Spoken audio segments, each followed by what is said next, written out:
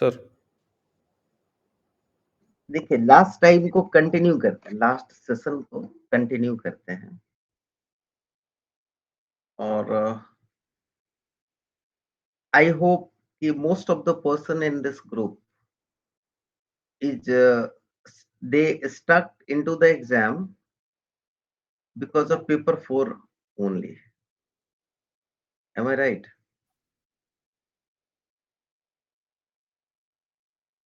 So, correct.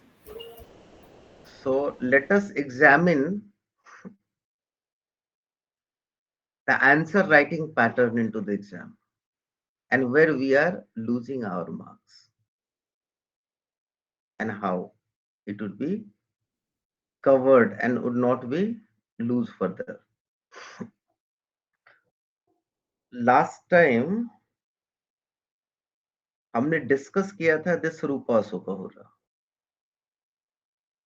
अब जरा ध्यान से देखिए रूपा सोकाहोरा को हमने स्ट्रक्चर किया था। आई एम सॉरी, उसको जो हमने स्ट्रक्चर किया था, तो we went through this finding, if you remember, just I'm recalling. This is a final judgment and order passed by the court cannot be asseiled in a petition under Article 32 of the Constitution of India by an aggrieved person, whether he may be a party to the case or not. And here is written 1019G, and the another is 1.1 and 1.2. दो चीज को मैं यहाँ पर point out करना चाह रहा हूँ इंटायर हेड नोट्स पे जरा आप देखें. Here is written the 1.1 and on 1.2, right? What does it mean 1.1 and 1.2? And further, if you will go to the another page, और उसके नीचे इतने सारे citations हैं, और then we will go to the, there is a 2.1 and 2.2.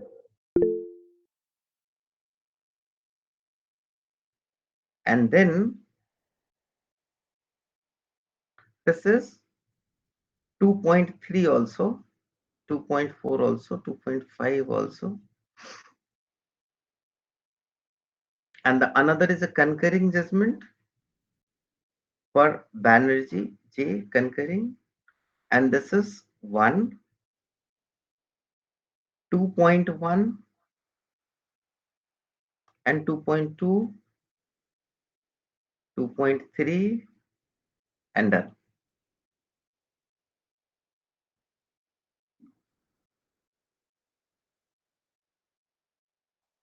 We just want to expend some time on this nomenclature. What is this 1.1, 1.2, 1.3 and 2.1, 2.2, 2.3? What is that? What is the need of that? See, we can understand it was dealt with two issues. One is under 1.1, another is under 1.2. Am I clear up to this point or not? So 1.1 is also having two subcategories, two different findings are there. Similarly, in another 2.1, 2.2, 2.3, and 2.4, there are four subcategories into them. What is that?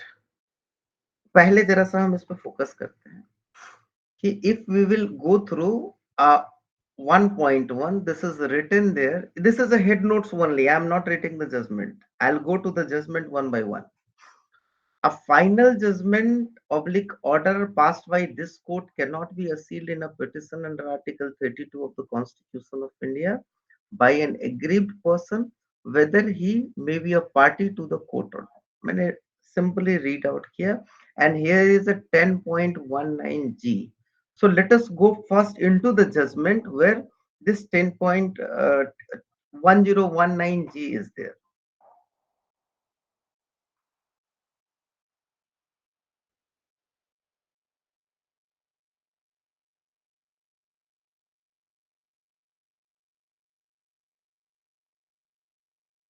Head notes यहाँ पे खत्म हो जाता है. Now the judgment is started from this point, from this line. The judgment of the court were delivered by. हम सब ने judgement के स्ट्रक्चर को देखा. The things are there. Fact of the case is there.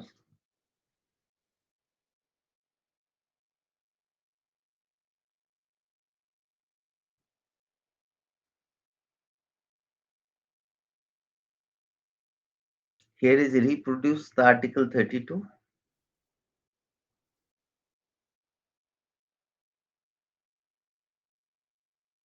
And ये देखिए एक चीज जरा ब्यूटी देखिए यहाँ पे.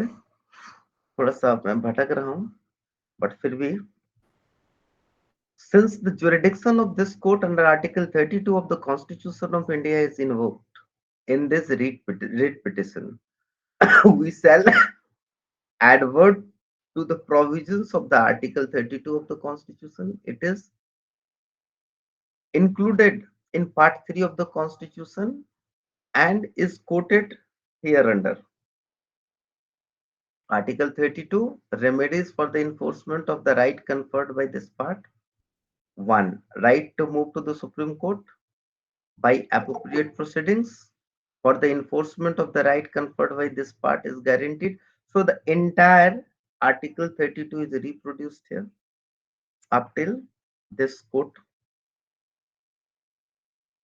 And after that, the court observation regarding this particular case is there, which is a perusal of the article quoted above shows it contains 4 clauses. Clause 1 guarantees the right to move to the Supreme Court by appropriate proceedings for the enforcement of the rights conferred by Part 3, fundamental rights. By Clause 2, the Supreme Court is vested with the power to issue directions or orders or writ, including writs in the nature of habeas corpus, mandamus, prohibition, quo warranto, and certiorari, whichever may be appropriate for the enforcement of any of the rights conferred by this part without prejudice to the power of the Supreme Court in the above clause 1 to the parliament enabled clause 3. So this part from here to here is the observation of the author, isn't it? और यही आपका observation in your language is required into the just before or after reproducing, if required, reproduction of the particular article. इसलिए मैं हमेशा कहता हूं कि ये आर्टिकल पूरे याद होने चाहिए जो relevant article है, so that we can reproduce and then substantiate with our own language. It is required. Now we want to go to the 1019, I guess. 14.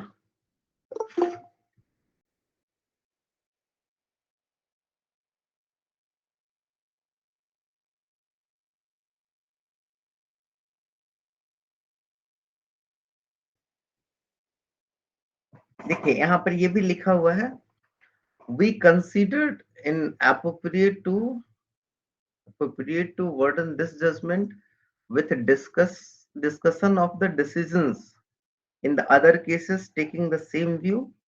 Suffice it to mention that various branches of this court reiterated the same principle in the following cases.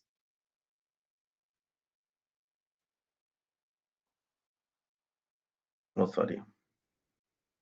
1019. This is the 1018. And now it is a 1019. Here is written this 1019. And we have to find out the D. So this is the D.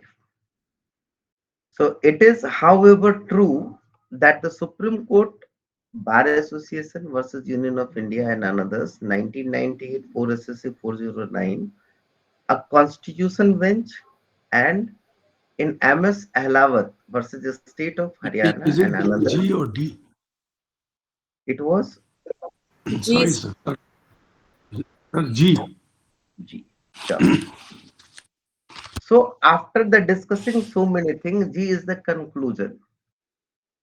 In fairness to the learned counsel for the parties, we record that all of them at the close of the hearing of these cases concluded that the jurisdiction of this court under Article 32 of the Constitution cannot be invoked to challenge the validity of final judgment and order passed by this court after exhausting the remedy of review under Article 137 of the Constitution, read with Order 40, Rule 1 of the Supreme Court rules.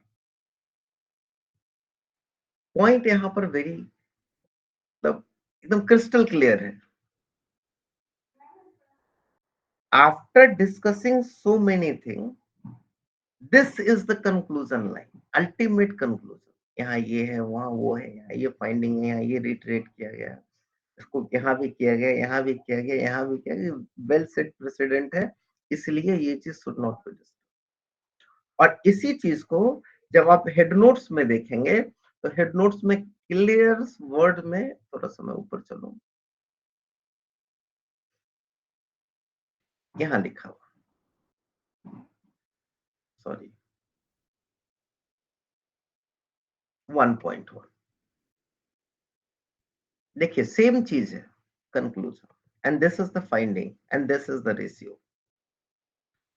सो जो ratio let down हुआ है इन particular judgement, वहां से pickup किया और आपके लिए head notes पे डाला. कुछ छूटा? The answer is no. Whatever ratio is let down in this particular case, it is picked up and put it into the head notes. इस तरीके से यदि देखें, this is the one point, and very crucial point is this. This is saying कि यदि,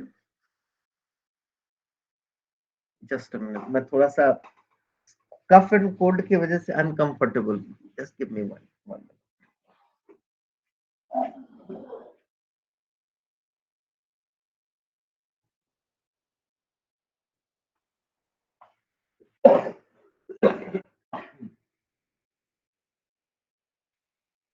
sorry. हाँ,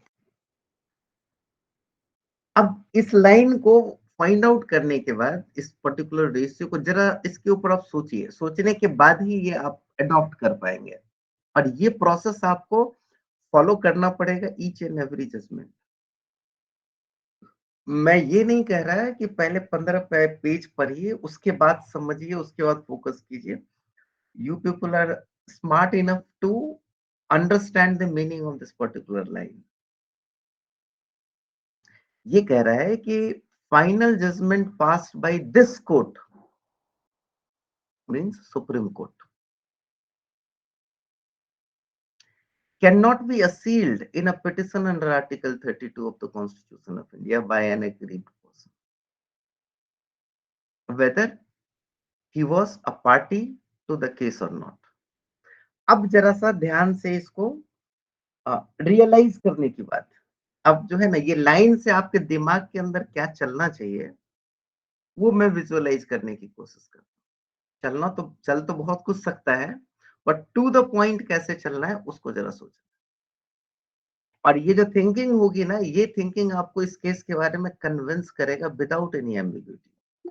ये thinking को अडॉप्ट करना बहुत जरूरी है. अब जरा सोचिए, सुप्रीम कोर्ट का एक जजमेंट पास होता है, ऑर्डर भी पास हो सकता है, final order, even it may be interim.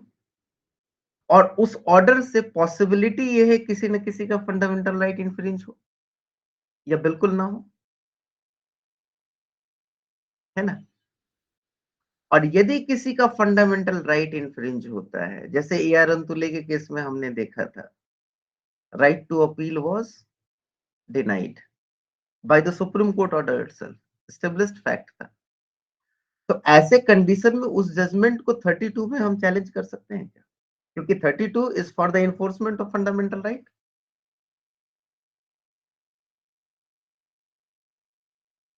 अब आप समझिए इस जजमेंट के फर्स्ट पैराग्राफ में क्यों 32 को रिप्रोड्यूस किया गया था।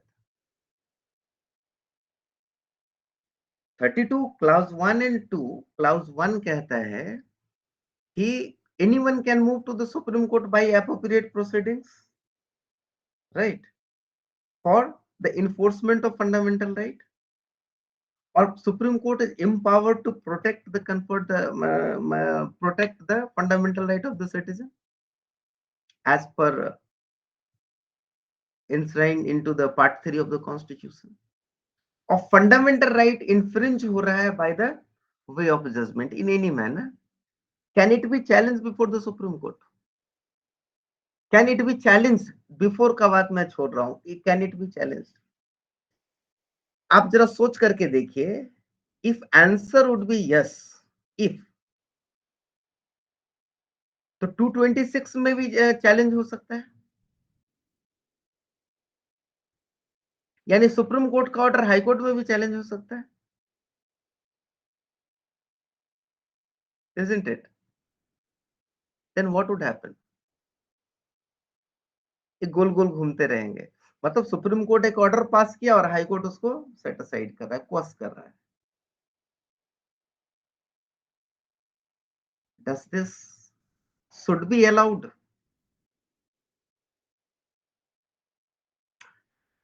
एक सेकंड के लिए यदि सोच ले कि yes it can be allowed, then what would happen? Judicial discipline maintain रहेगा।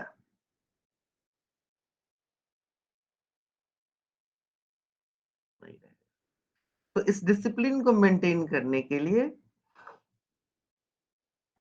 मैंने कॉन्सिक्वेंस में एक बतला रहा हूं, उसको मेंटेन करने के लिए नहीं, मैंने कई फाइंडिंग्स होंगे, बहुत सारे रीजंस होंगे, बहुत सारी बातें आपके दिमाग में आएगी।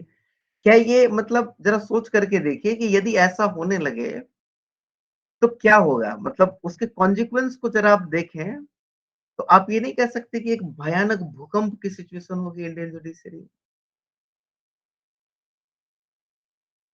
और नेवर एंडिंग प्रॉब्लम शुरू हो जाएगा जो कभी सॉल्व ही नहीं हो सकता।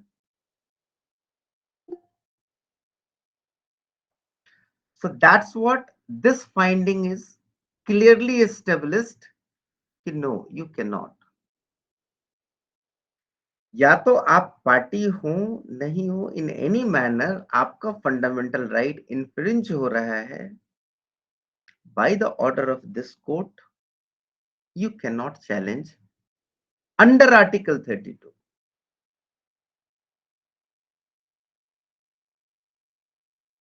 Again, should I read this line? A final judgment or order passed by this court cannot be sealed in a petition under Article 32 of the Constitution of India by an aggrieved person, whether he was a party to the case or not. Now, अब everyone के mind में है कि भैया fundamental right तो influence हो ही सकता है, क्यों नहीं चैलेंज करें? दो सवाल आपके दिमाग में सीधा सीधा आएगा, तो फिर उस फंडामेंटल राइट का क्या होगा? जुडिशियल ऑर्डर से फंडामेंटल राइट इन्फ्रिंज होता रहे तो क्या दिक्कत है? Meaning thereby why not?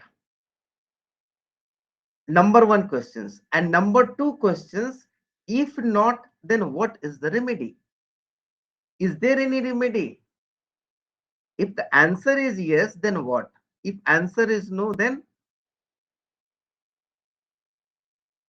क्या नहीं है, क्यों नहीं है? So the first questions which may came in your mind, why not? Which is answered into 1.2, which is associated to 1.1. And the 1.1 and 1.2 is centered on the jurisdiction of 32 only, which talks about inherently in your mind, that is may not be written anywhere, कि 32 की जब भी बात करते हैं तो entire article 32 आपके सामने होनी चाहिए, which is talking about for the fundamental right of the which is enumerated into the part 3 of the constitution, purely confined to the fundamental right. यदि आप भूलेंगे कि फंडामेंटल राइट नहीं है और ये लिमिटेशन को छोड़ के अदर कॉन्स्टिट्यूशनल राइट और अदर स्टैट्यूटरी राइट और अदर कॉन्ट्रैक्चुअल राइट पे आप इंटर करेंगे तो वो नहीं allowed. Am I clear up to this point और not? Once we are talking 32 is strictly stuck on the 32, which is confined to the very limited but broader kind of right, which is called the fundamental right, and which is enumerated into, especially in constitution. This is the constitutional right to the citizen, है ना? पहले सवाल का जवाब हम ढूंढते, लेकिन उससे पहले हम थोड़ा सा दूसरे पॉइंट पे जा रहे हैं और आपके क्वेश्चन पे जाना चाहते हैं। What was the question?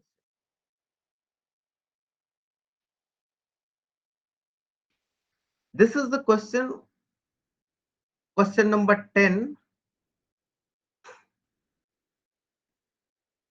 अब आप जरा देखिए इंस्ट्रक्शन को, जरा मैं एक सेकेंड दिखाना चाह रहा था।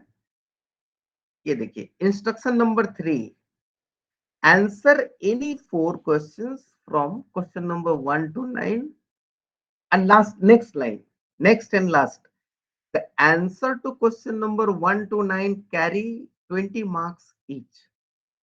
You have to perform 4 marks and question number 1 is the one, so total 5 questions you have to perform and every questions having 20 marks. Question number 10 is the objective. I'm talking about the question number 2, which is having 20 marks. ये 20 number का सवाल है and this is the questions in front of you. Question is whether a judgment of the Supreme Court of India which has been affirmed in review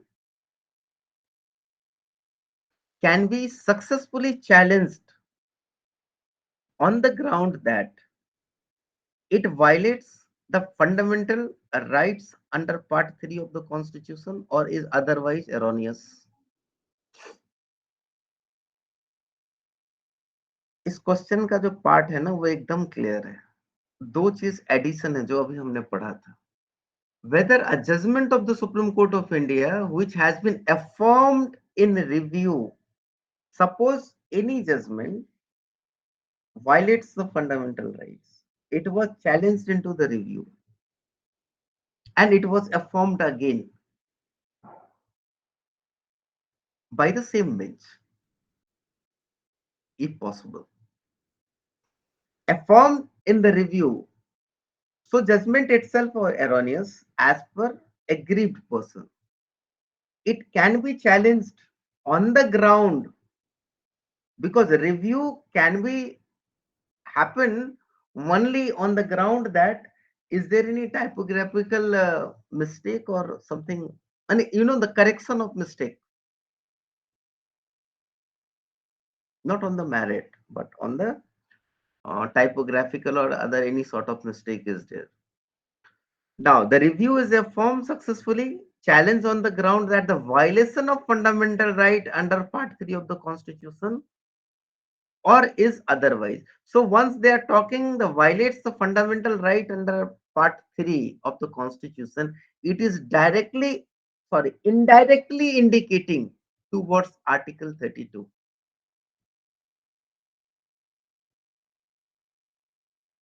यदि ये clarity आपके brain में नहीं आएगी on the spot and immediate, which already clears on that point, जब article 32 को आप समझते हैं उसी समय आपके दिमाग में आना चाहिए कि कब article 32 which is a constitutional right we can invoke. So ये क्वेश्चन ये कह रहा है कि फिर से दूसरा पार्ट में पढ़ा, on the ground that it, इस ग्राउंड में दो पार्ट है, और से पहले एंड और के बाद भी, it violates a fundamental right under part 3 of the constitution 1 or is otherwise erroneous. या तो फंडामेंटल राइट वायलेट करता हो या फिर एरोनियस हो। अब आप समझिए क्वेश्चन किस तरीके से डिजाइन किया गया है। सो इसका मतलब ये है, अब फिर से मैं वापस अपने सवाल पे आता हूँ दूसरे जगह पे, फिर से मैं यहाँ पर आता हूँ इस पॉइंट पे। इस पॉइंट पे मतलब आप जरा देखिए 1.1 को जो हमने डिस्कस किया था, तो हमारे दिमाग में कई सवाल आए थे। क्वेश्चन नंबर 1, क्यों नहीं, जिसका आंसर इट सेज क्लियरली कि no you can not challenge, then why not, it is written into justified into 1.2, and if not, then what is the solution, which is another part of the questions which comes after is otherwise erroneous। जरा इसको ground को देखिए, या तो ये हो सकता है कि फंडामेंटल राइट इन्फ्रिंज हो, या फिर फंडामेंटल राइट इन्फ्रिंज ना हो बट फिर भी जजमेंट एरोनियस, सही नहीं हो।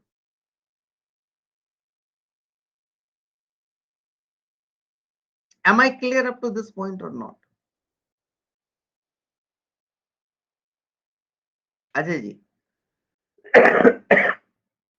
Sir Padmaja ma'am, you want to say something? Ma'am, please unmute yourself.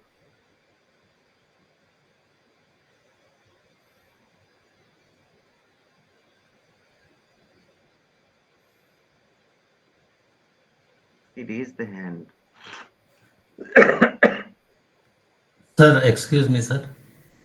Yes, Murari ji. This otherwise erroneous area, ये किस हाँ एरिया वो, को बिलोंग, जी किस एरिया मुरारी को जी, बिलोंग? देखिए कोई जरूरी नहीं है कि जजमेंट से सिर्फ फंडामेंटल राइट ही इन्फ्रिंज हो, क्योंकि फंडामेंटल राइट का लिमिटेशन ओनली पार्ट 3 तक है ना सर।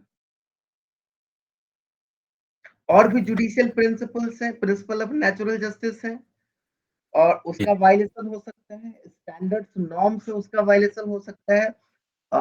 किसी आप दूसरी तरफ आप देखें तो बहुत सारे स्टैट्यूटरी प्रोविजन है, उसका वायलेशन हो सकता है। नहीं, तो यस, कहां से राइट क्रिएट होते हैं? 226 में 2 पार्ट है, फंडामेंटल राइट और अदर राइट। आप अदर राइट से इसको कनेक्ट कर सकते हैं, is otherwise erroneous. Yes, thank you sir.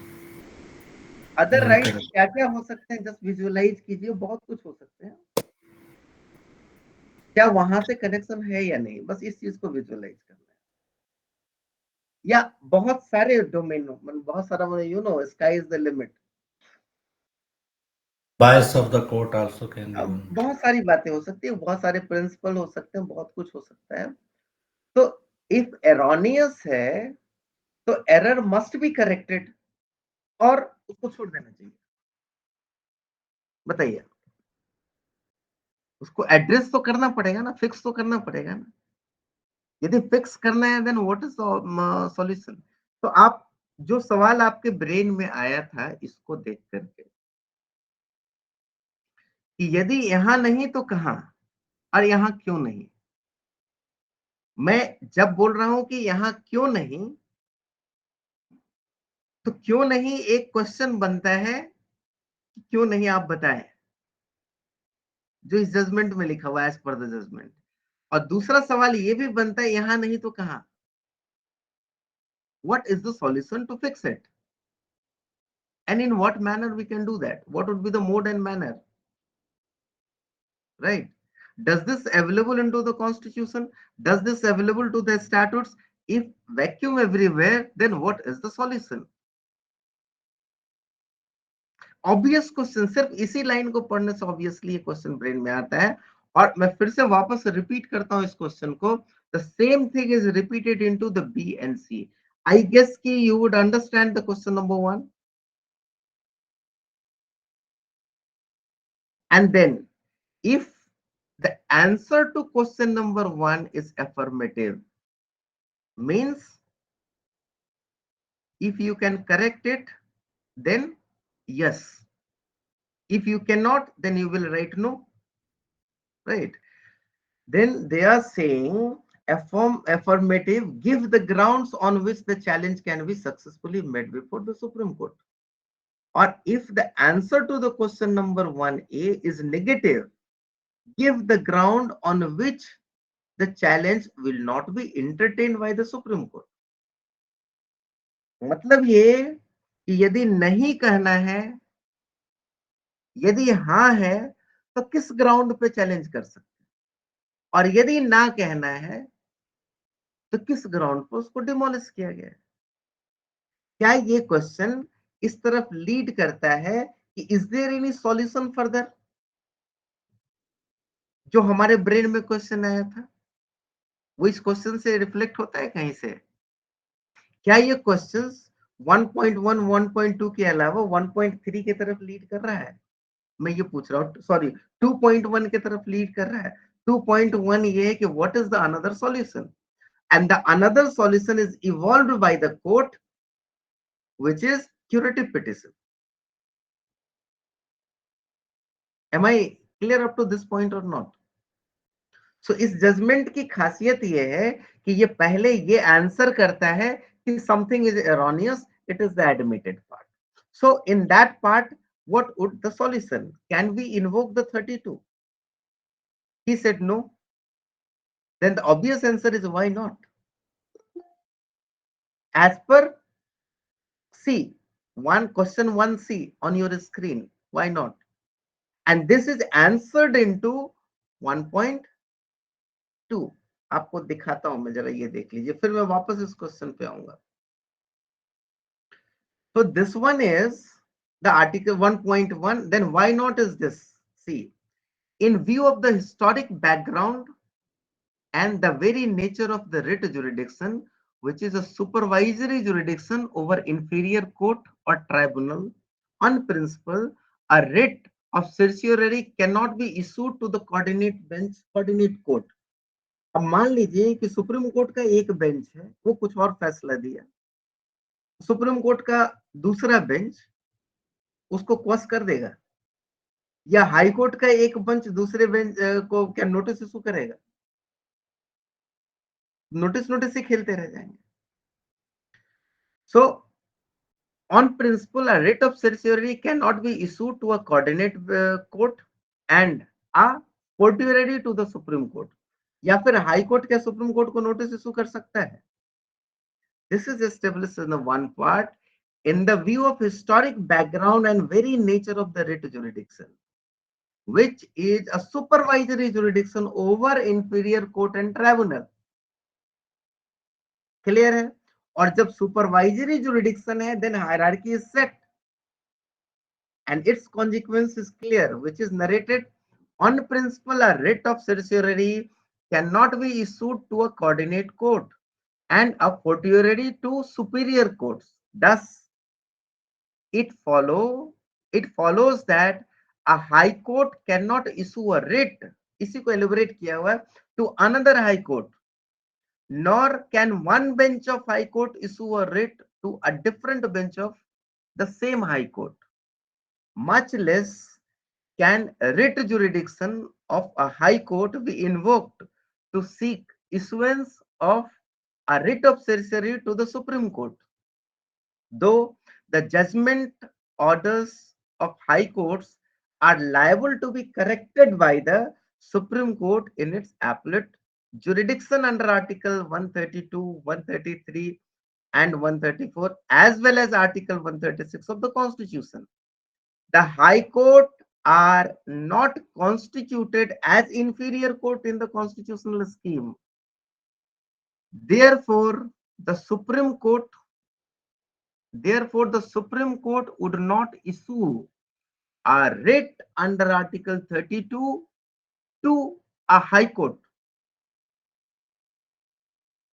क्योंकि इंफीरियर कोर्ट होता तभी तो वहां इशू करता, एज ट्रायल कोर्ट जो सबऑर्डिनेट कोर्ट है.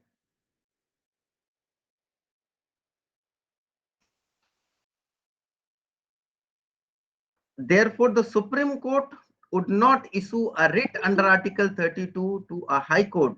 Further, neither a smaller bench nor a larger bench of the Supreme Court can issue a writ under Article 32 of Constitution to any other bench of the Supreme Court.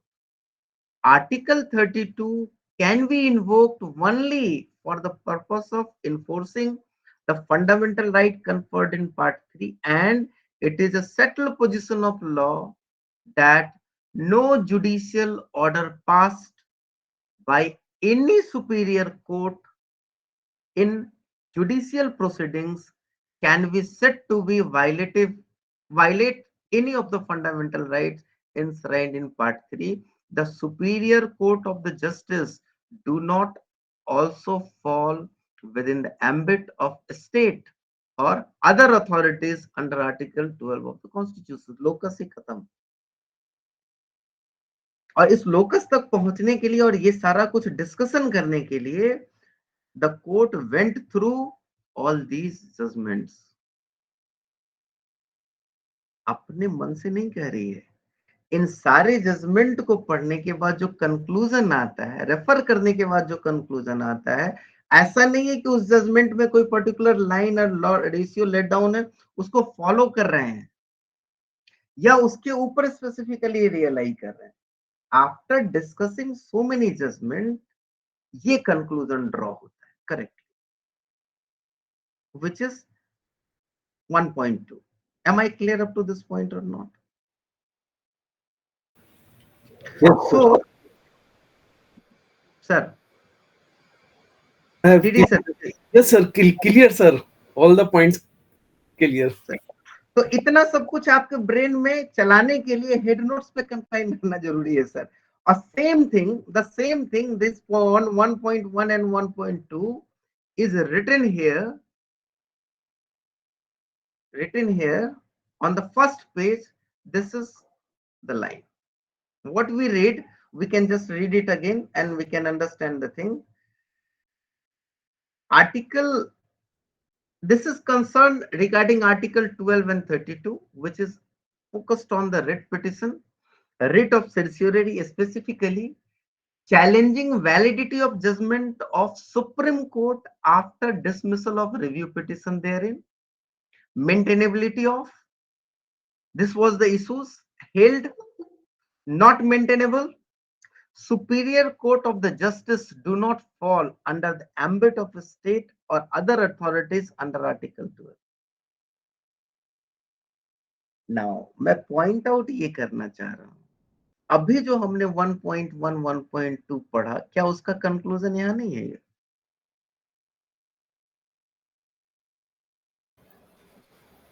Yes, sir. Can we realize, can we imagine the 1.1 and 1.2 by reading this part only? No. Can we realize is the different thing? Can we imagine it's another different thing? Once we read, we can appropriately said, can we recall?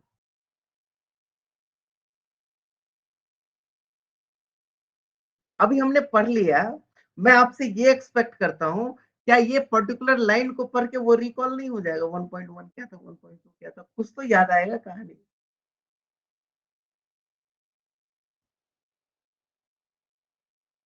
That is called the preparation. इसमें से अब मैं पूरा judgement नहीं पढ़ने जा रहा हूं, अजय जी प्लीज बोलिए।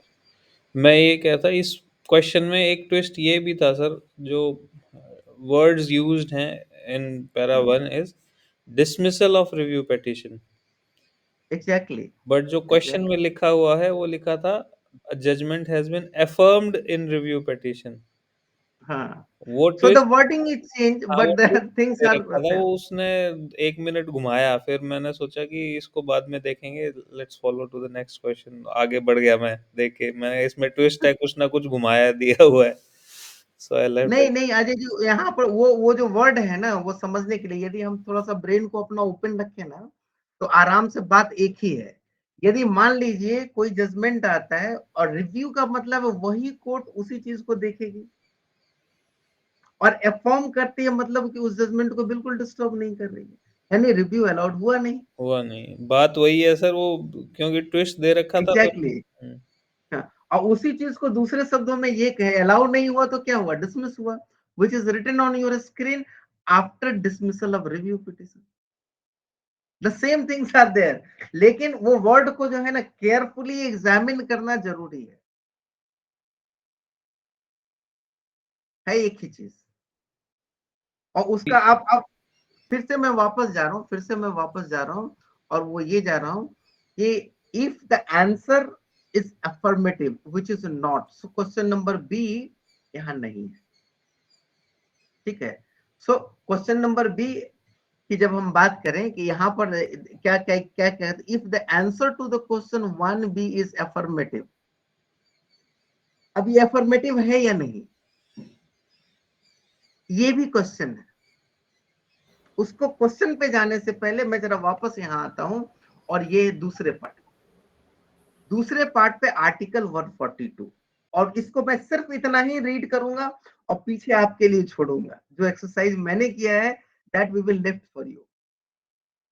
और वो ये है कि ये दूसरा पॉइंट क्या कहता है, reconsideration of judgment of the supreme court after dismissal of review petition permissibly under inherent power.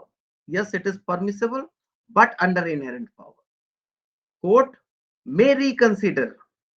The answer is yes, court may reconsider its judgment in exercise of inherent power in rarest of rare case to prevent, the ground is here to, for what, how, to, ये है jurisdiction, किस jurisdiction में आपको कर सकता है, that jurisdiction is the inherent power in the rare of the rarest case, and objective is there to prevent abuse of process and to cure gross miscarriage of justice. That's it. This is the objective and grounds for the procedure of such reconsideration let down, and दोनों ground इसी light में होगा, to prevent abuse of its process and to cure gross miscarriage of justice. And the ground is already narrated in order 48. तो मैंने दोनों part को discuss किया, पहले पार्ट को एलिबरेट किया और दूसरे पार्ट को छोड़ दिया आपके लिए, बट कंक्लूजन मैंने हेड नोट्स पे ले लिया। अब मैं आपसे क्वेश्चन पे आना चाहता हूं। अब इस क्वेश्चन का जवाब देखिए, स्टेट वाला पार्ट यानी ground, it is violate the fundamental right of the part 2, the answer is no, is otherwise erroneous, the answer is yes. तो अफर्मेटिव जो है ना, इन पार्ट यहां भी है और नेगेटिव इन पार्ट यहां भी है। Am I clear up to this point or not? तो आंसर इतना स्ट्रेट फॉरवर्ड नहीं है कि yes then yes and no then no. ये है कि आप वहां पर कंडीशनली कहेंगे under article 32 no, under article 142 to do complete justice invoke inherent power yes. So if the affirmative, so affirmative on certain ground and the ground leads to, answer is yes, answer yes तो है, correction तो आपको करना है, give the grounds to challenge the successfully made before the Supreme Court, and the challenge the ground is this, that is to cure gross miscarriage of justice and to prevent abuse of process in its inherent power in rarest of the rarest case. अब ground वहां वाला ले लेंगे जो आपके curative petition में laid down है order 48, और if no give the ground on which challenge will not be entertain the supreme court. Then no के लिए सिंपल आंसर ये है द 1.1। इसको उल्टा करके इसी को पढ़ते हैं, इसी को पढ़ रहे हैं, लेकिन ये जितने भी डैश है ना, इस डैश को ब्रेक इन है, कोई सेंटेंस नहीं बनता है, तो हम यहाँ से हेल्ड से पहले वाले को एक लाइन बनाते हैं, हेल्ड के बाद वाले को दूसरा लाइन बना। तो दूसरा लाइन में बनाते समय जरा सा मैं उल्टा करके पढ़ता। It is concern to the maintainability of the order challenging validity of Supreme Court after dismissal of review petition under Article 32 wide writ petition, specifically a writ of certiorari. एक sentence बनाना है, and the court held that it is not maintainable because the ground is this: Superior Court of the Justice do not fall under the ambit of the state or other authorities under Article 12. Done. अब मैं आपको एक answer दिखाता हूं। अब आप समझिए कि इसी क्वेश्चंस को पढ़ने के लिए हमने कितनी एक्सरसाइज की, क्वेश्चन को समझने के लिए कितना एक्सरसाइज किया, कितनी बार रीइटरेट किया, and question was not so easy because of that कि यदि आप पहला क्वेश्चन पढ़ें उसमें क्या है कि वेदर कंडीशन देखिए, whether a judgement of supreme court specifically written here, यहाँ हाई कोर्ट भी हो सकता था लेकिन हाई कोर्ट के लिए अलग रेमेडी है। whether the judgment of Supreme Court of India which has been affirmed in review can be successfully challenged on the ground. Successfully challenged means maintainable. यदि maintainable है तो भी तो आगे बढ़ेगा। On the ground that it violates the fundamental right under Part 3 of the Constitution or is otherwise erroneous. So और के बाद और के पहले ये दो पार्ट को इंसर्ट करता है, दो डिफरेंट लाइन लेने के, जो बहुत मुश्किल है पकड़ पाना, जो आपको और एंड से ही पता चलेगा कि डिफरेंट ग्राउंड है। और next question is also very tricky, which is if the answer to question number 1 is affirmative, then what if the answer to the question number 1 is negative? So for first part it is negative, which fall under C, or for is otherwise erroneous, yani second part, first or second part it is fall under B. Am I clear up to this point or not? यानी इस question का answer yes भी है नो भी है, but it is condition subject to. एक expect में देखें under article 32 we can not, but it can be corrected by invoking article 142 only. Am I clear up to this point और नॉट? एंड ये सारा कंक्लूजन आने के लिए it is not sufficient to understand this part only. ये जो screen पे आपका आधा पेज रखा हुआ है, 2 पैराग्राफ रखा हुआ है, ये सफिशिएंट नहीं है, ये तो क्वेश्चन है। यदि आपने इस जजमेंट को ढंग से पढ़ा है तो क्या ये सफिशिएंट है या नहीं? अब आपको एक आंसर सीट में दिखाना चाह रहा हूं, इसी सवाल का जवाब है और कैसे कंफ्यूजन क्रिएट होता है, जरा आप ये देखिए। This is the question number 1। मैं पहले ये डेमोन्स्ट्रेट कर चुका हूं कि ये जो क्वेश्चन है वो 20 नंबर का है।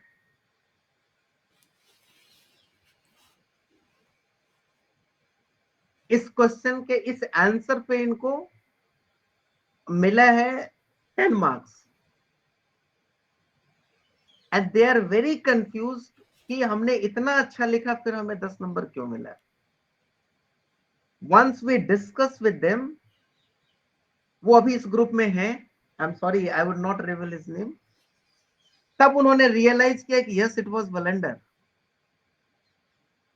पॉइंट यहां पर यह है कि जो एग्जामिनी है वो अपने हिसाब से बेस्ट देता है, बट पता नहीं चलता है कि कैसे लीड कर गया, क्योंकि इस क्वेश्चन इस सवाल का जवाब बड़ा कंफ्यूजिंग है, कभी यस भी है कभी नो भी है। आप क्या आंसर लिखेंगे? क्योंकि आप जब तक उसको इन पार्ट नहीं देखेंगे, कंडीशनल नहीं बनाएंगे, your answer is wrong. So you must be careful during writing the answer. Yes, under this condition it is yes, otherwise this condition it is not. Am I clear up to this point और not? ये answer जो लिखते हैं, ये answer मैं आपको read out करता हूं, वो देखिए। This is regarding entire question, और ये कंफ्यूजन का एक रिफ्लेक्शन ये है, इन्होंने ए बी और सी में आंसर नहीं दिया, और मुझे लगता है कि अब आप बैठ करके क्लियरली ए बी और सी दे सकते हैं आंसर। अब जरा देखिए, इन्होंने आंसर में लिखा यस। हाउ कैन यू से इट इज यस और नो? क्योंकि यस भी है और नो भी है, दोनों है यहाँ पे, हमने दोनों डेमोन्स्ट्रेट किया है अभी। And this is the trap, and this is the literal trap जो एग्जामिनर आपको यहाँ चेक करना चाहते हैं। Unless until you are not clear और आपका ब्रेन वहां नहीं चला, तो आप ट्रैप में हैं। फिर भी उन्होंने 10 नंबर दिया। 10 नंबर क्यों दिया वो भी मैं जस्टिफाई करता हूँ, और क्यों नंबर कटे हैं वो भी मैं जस्टिफाई करता हूँ। पहले मैं आपको ये दिखाऊं कि ये क्वेश्चन इटसेल्फ 5 पेज में उन्होंने लिखा है, 5 और 7, that I would like to show you. This is page number 1,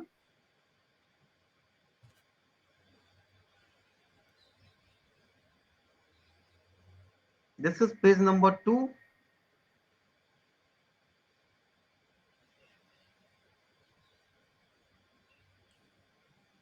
okay. मैं पेज नंबर 1 2 क्यों करूं? पहले मैं इस पॉइंट को मेड आउट करूं, उसके बाद एनालिसिस पे जाऊं।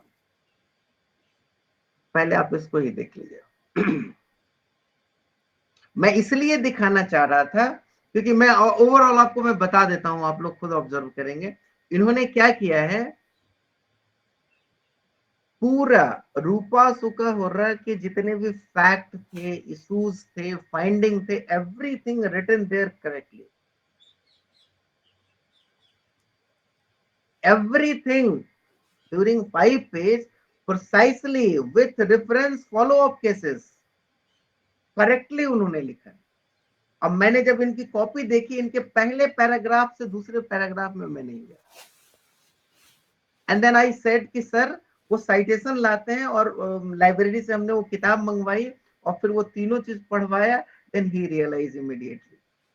तो ये जो रिफाइनमेंट है, ये जो डिफरेंसेस है और इसको डील करने का तरीका है, जो कि सब्जेक्ट टू कह करके आपको डील करना पड़ेगा, स्ट्रेट फॉरवर्ड। जैसे ही आप छोड़ेंगे यस एंड नो पे, डोमेन एकदम कैप्चर होता है, तो आप गलत होंगे। और उसके बाद जस्टिफाई जो हुआ है वो भी मतलब उसी लाइट पे हुआ है।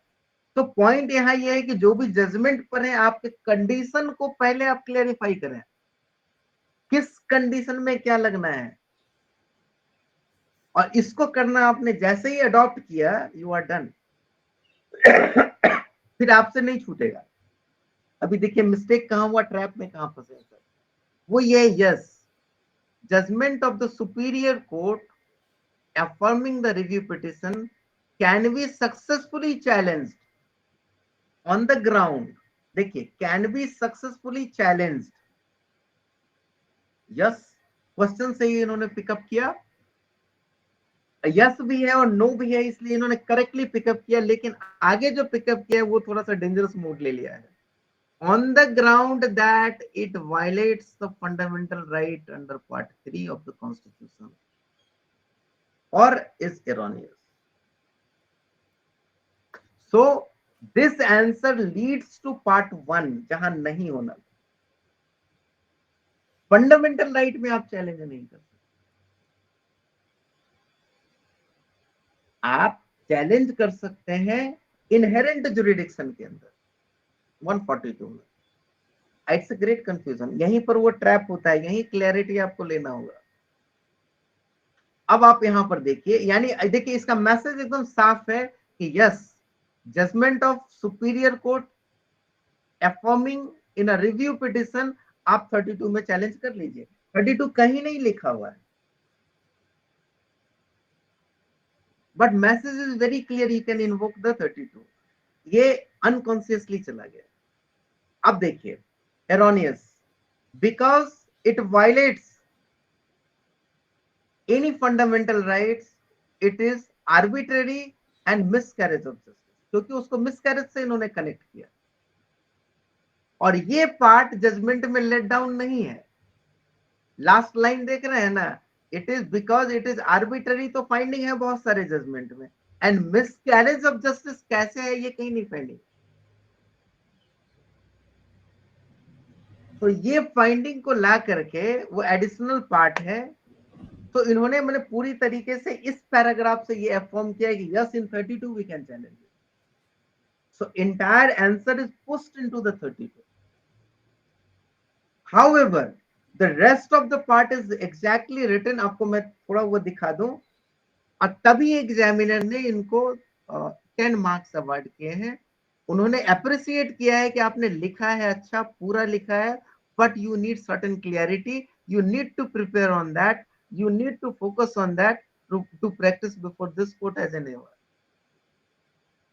आप समझ रहे हैं ना कि कैसे वो मिसलीड हो जाता है, पूरा आंसर डाइवर्ट कर जाता है. सो सिर्फ इस पैराग्राफ से इनकी अंडरस्टैंडिंग अंडर डाउट आ जाती है. और ये फर्स्ट क्वेश्चन है, इन्होंने वेरी हैप्पीली या करेजियसली लिखा है और पूरा लिखा है. अब आप जरा देखिए, आगे मैं आपको दिखाना चाह रहा हूँ. In this regard a landmark judgment Rupa Sokahora is written there. It is a 5 judges bench judgment is written there. आगे देखिए, fact invoked in this matter, this is again written there, correctly written there. Directions in this case where ये ex deputy justicia ये इन्होंने पूरा लिखा है. Questions revised in this matter where ये सारे क्वेश्चंस लिखे हैं कि ये पहला इशूज था, वेदर 32 में चैलेंज हो सकता है या नहीं.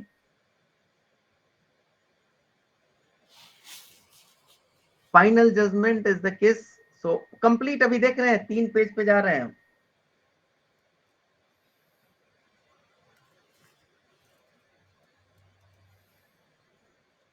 देखिए, curative shall be another option is also there.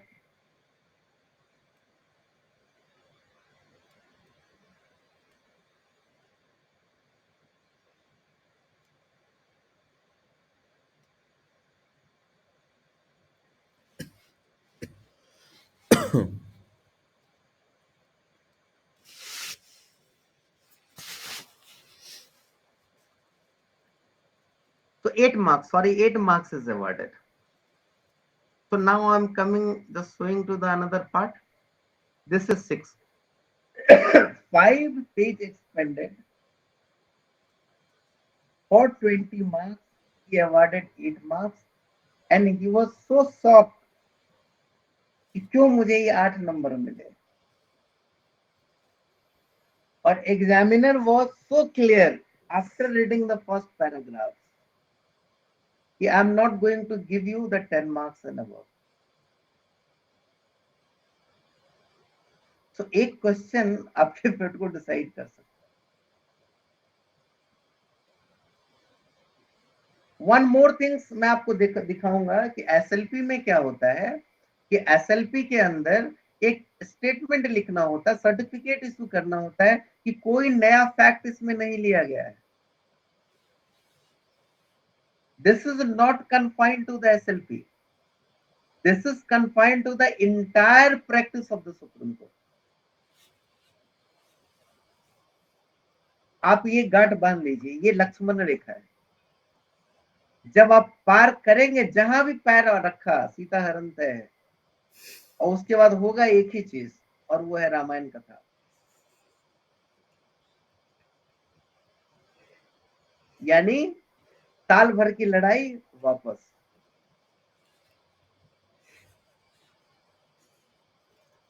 एक एग्जांपल और मैं दिखाना चाह रहा हूं. ओवर एक्साइटमेंट है और मतलब केयरलेसनेस कह लीजिए.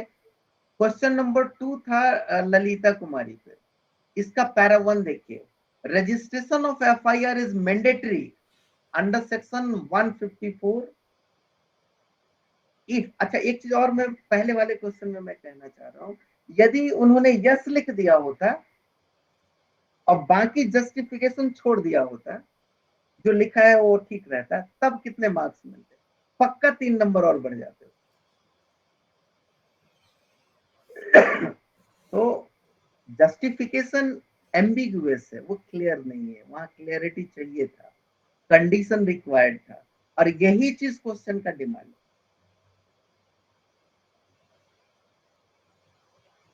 माय पॉइंट इज दिस, आप लिखेंगे कुछ भी, मैंने लिखने से पहले जरा सोचिए कि कुछ अलग चीज तो हम नहीं लिखने जा रहे हैं, वाकई ये है क्या नहीं.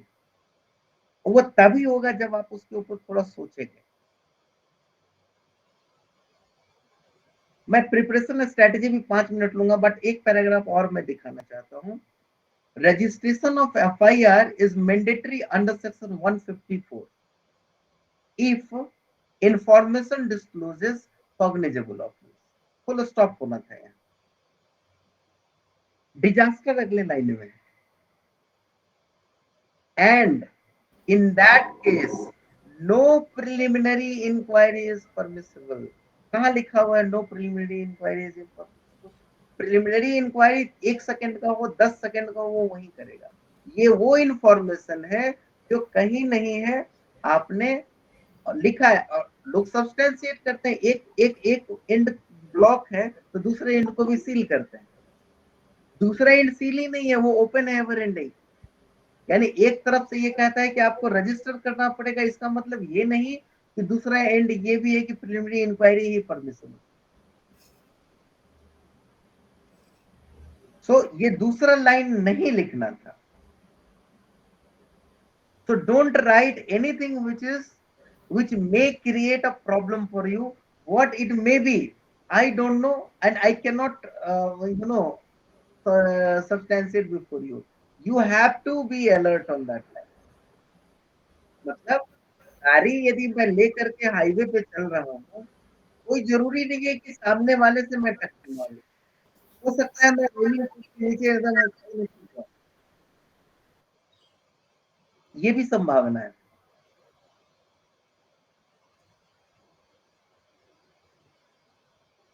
सो स्ट्रेटेजिकली अब मैं इस पॉइंट को क्लोज करता हूं और आपको आपके स्क्रीन से इस सबको हटाता हूं।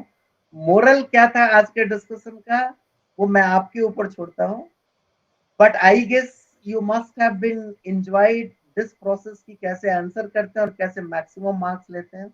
और यदि ये 2 कंडीशन होता है और 3 पेज में ही स्पेसिफाइड होता है, तो they were eligible for the not 20 but at least 15 marks. तो एफर्ट्स भी कम होता, थोड़ा और सब्सटेंशिएट भी करते, मतलब 3 नहीं 4 पेज। और दूसरे क्वेश्चन में भी वो इंफॉर्मेशन आ गया कि आप जो है ना लक्ष्मण रेखा यहाँ भी क्रॉस कर रहे हैं।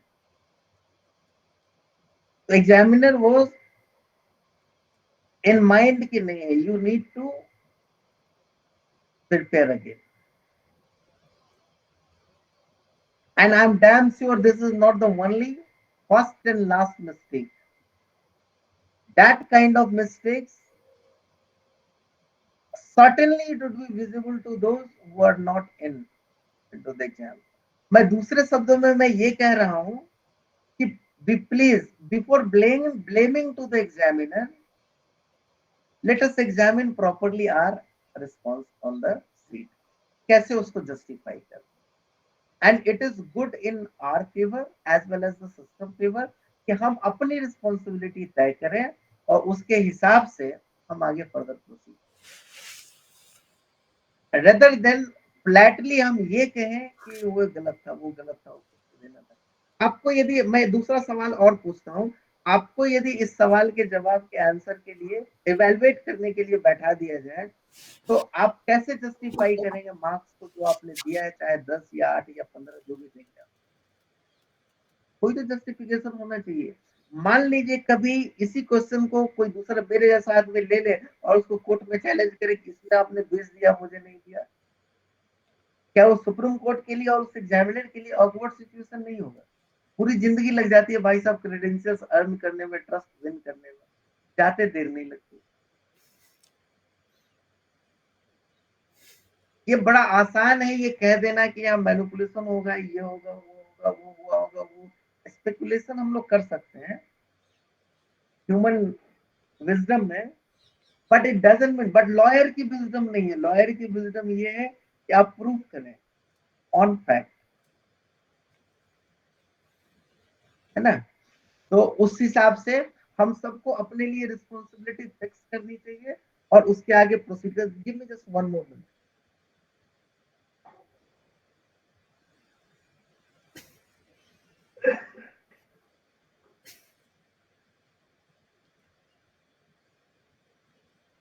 और दूसरी बात ये है कि sorry, how carefully we have to read the question. Once we are saying the read the question, then how carefully we can read the question, this is another the important part. Up till all the clarity in your mind, expend some time on reading the questions, otherwise कहीं से भी लक्ष्मण रेखा पार हो सकता है, खतरा है. You have to be alert during those क्रियास. और strategy ये है मेरी कि जब भी आप लीडिंग केस की तैयारी करें, अभी मैंने अब लीडिंग केस के बारे में मैं आपके ऊपर आ रहा हूं, स्ट्रैटेजी के ऊपर सिर्फ हेड नोट्स पढ़ लिया जाए और समझ लिया जाए, तब भी आप हेड नोट्स देख करके विजुअलाइज कर सकते हैं कि इसके अंदर क्या है. मेरी स्ट्रैटेजी ये थी कि just pick up 3 set of judgment out of 65, right? Whatever it may be a number, that is your own jurisdiction. एक सेट वो होनी चाहिए जिसके ऊपर आपने पूरी तैयारी कर रखी है, मैंने हेड नोट्स भी पढ़ रखा है, ऊपर के इटैलिक वाले पार्ट को भी समझ रखा है, एक दूसरे का कनेक्शन भी कर रखा है, और उसके एक्सटेंशन लेटेस्ट डेवलपमेंट को भी कैप्चर कर रखा है, उसका साइटेशंस याद कर रखा है एक सर्टेन टॉपिक से related. May be curative petition रूपा सुका हुर्रा भी हो उसमें. आप इस तरीके से एक सेट ऑफ क्वेश्चन 10 हो, 5 हो, 4 हो, जो भी हो, आपके अपने हिसाब से इतने होने चाहिए जिसमें आपको कोई हेल्प ना मिले, हेड नोट्स भी नहीं मिले, फिर भी you are able to respond very clearly, very fairly. आपके वर्ड्स भी आएंगे तो वो कंफर्म आएंगे. मुझे लगता है कि अब इस केस में दिक्कत नहीं होगा, खास करके रूपा सुका. और इतने सारे पॉइंट्स होंगे, ये आप लोगों ने क्या सोचा था यहाँ, तो इतनी क्लैरिटी भी आ सकती है. तो ये एक पार्ट. दूसरा सेट वो है जिसमें आपने हेड नोट्स पढ़ा और हेड नोट्स के जितने भी 1.1, 1.2, 1.3 को रिकलेक्ट किया कि 1.1 में ये पॉइंट है, 1.1 में 2 पॉइंट ये पॉइंट है, 1.3 में ये पॉइंट है. वन वर्ड, 1.1 के लिए एक वर्ड, 1.2 के लिए एक वर्ड या एक फ्रेज, सो दैट कि यू कैन रिकॉल इट. आपको ये कॉन्फिडेंस हो कि हमने पढ़ रखा है, जरूरत पड़ी तो कहीं से भी निकालना. Whatever is there, we will pick up and put it there. और तीसरा वो है जो आपने टच ही नहीं किया, on the spot required, travel, find out and respond correctly. ये तीनों स्ट्रैटेजी मैं इसलिए बतला रहा हूं कि all are depend on your availability of time. और ये आपके कहने से नहीं होगा, ये सिचुएशन ड्रिवन है. हो सकता है कि आप उस पे प्रॉपर 3 तरीके की strategy, one set of things are which should be properly prepared,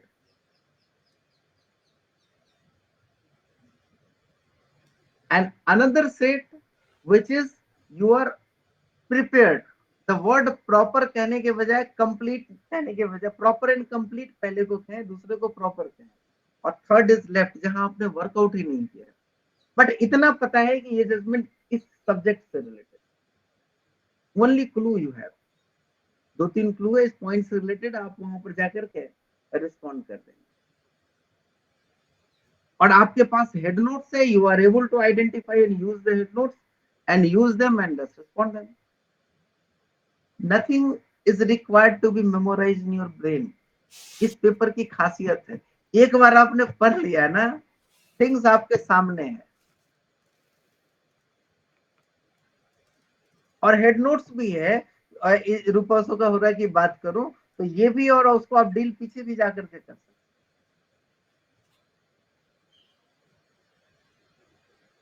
और ये पेपर सबसे बड़ा मतलब बल्कि और सरदर्द वाला और टाइम कंज्यूमिंग लगता है, सिर्फ ये सोच करके कि बहुत सारे क्वेश्चंस मैंने इनकाउंटर किए हैं, उसमें ये सवाल आता है क्या पूरा जजमेंट पढ़ना पड़ेगा या खाली हेड नोट सफिशिएंट है. अब मैं आपसे पूछना चाहता हूं कि does this head notes is sufficient. मैंने 3 कैटेगरीज में कैटेगराइज किया है. एक में मैं ये कहूं दूसरे शब्दों में कि आपने हेड नोट्स कंप्लीट ढंग से पढ़ रखा है, एनालाइज कर रखा है, italic as well as bold. एक set, that is set number 1। दूसरे सेट की बात मैं ये कहूं तो आपने सिर्फ इटैलिक पढ़ रखा है।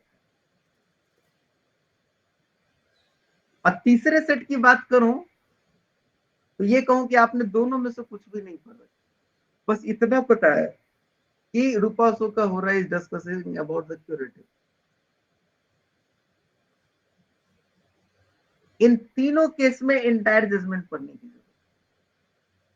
Am I clear up to this point or not? If any confusion, let us discuss right now.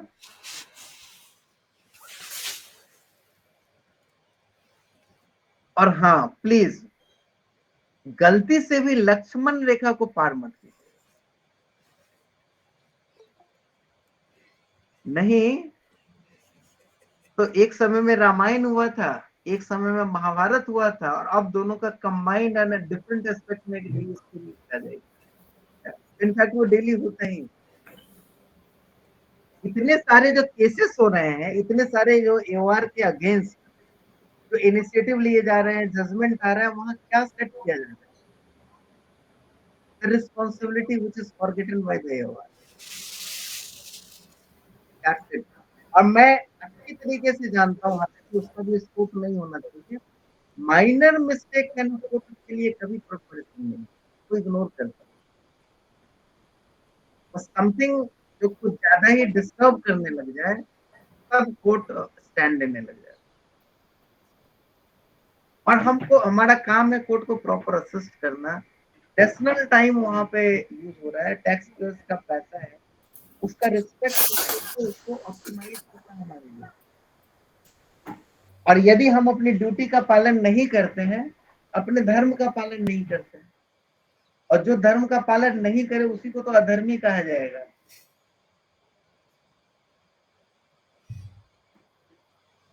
तो take it positive and fair. And इसकी आदत आपको पड़ेगी इसी एग्जामिनेशन के प्रिपरेशन, क्योंकि ऐसी गलतियां जो हैबिचुअली सीरियस नेचर में जा सकती है उसको एग्जामिनर डिस्कार्ड करता है। और बड़ा आसान है ये कहना है कि उसने बेईमानी कर लिया, उसने नंबर नहीं दिया। ऑब्वियसली वो आपसे पहचानता तो नहीं है, ना ही आप उनके दामाद हैं या बहू जिनके साथ लिटिगेशन चल रहा हो, जो आप जानते हो, जो कि आपको स्टक डाउन है या स्टेप डाउन करना उनका ऑब्जेक्टिव है।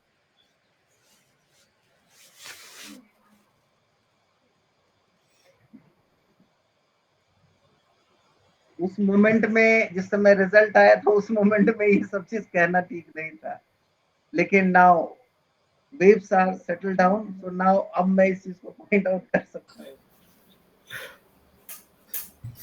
Good morning. यदि मैं रिस्पॉन्सिबिलिटी के साथ कहूँ तो ठीक नहीं है एलिगेशन लगा।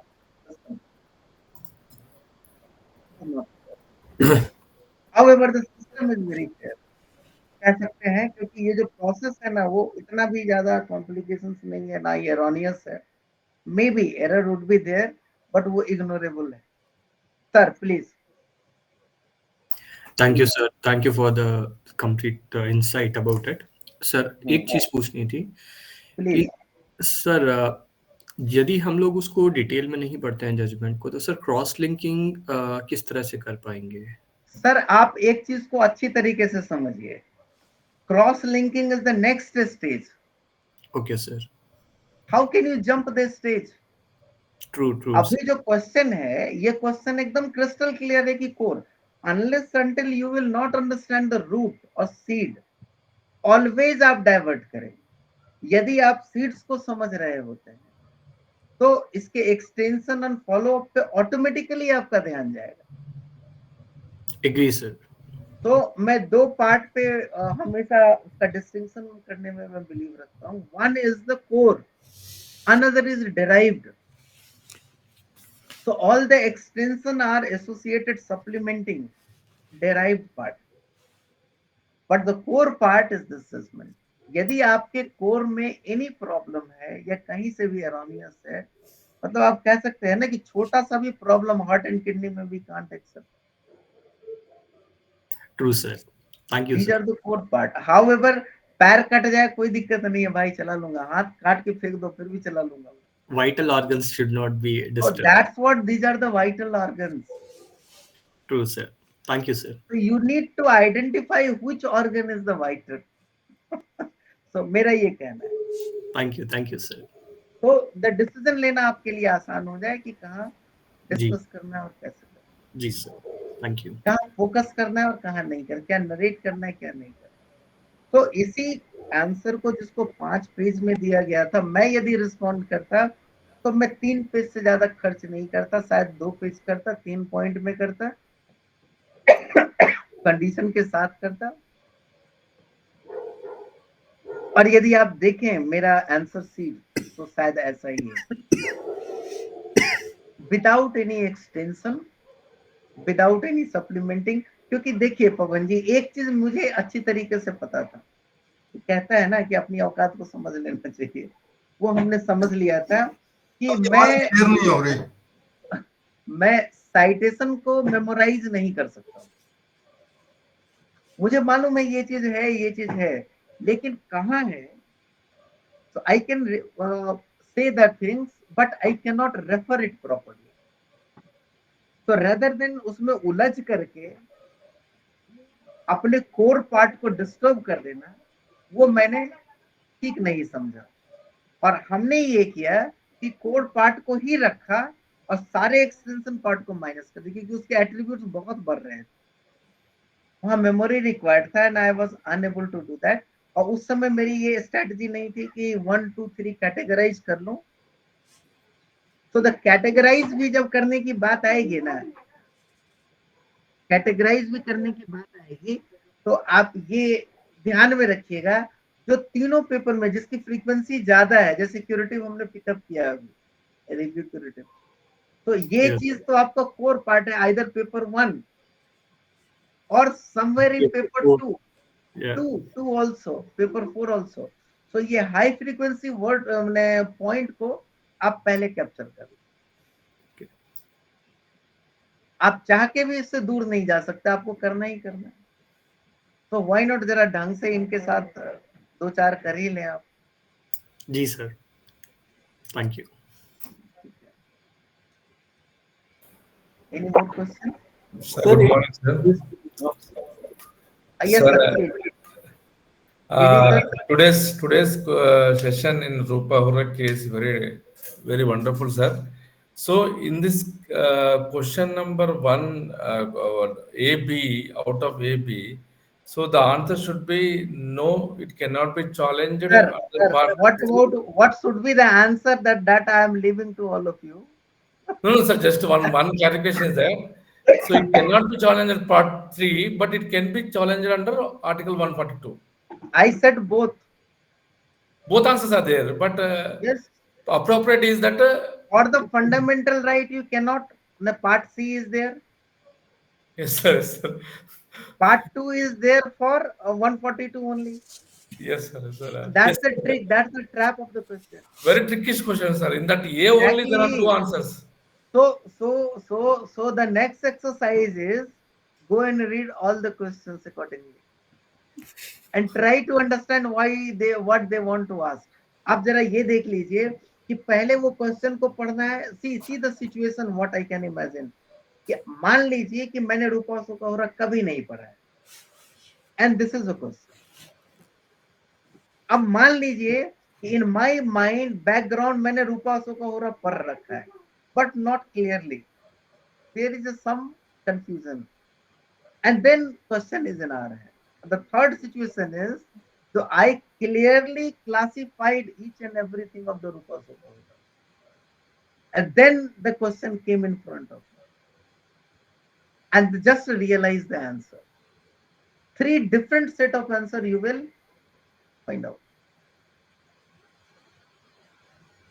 And one more set of answer is this: whoever is neither read Rupa Sokahoora nor understand the question clearly but responded fluently.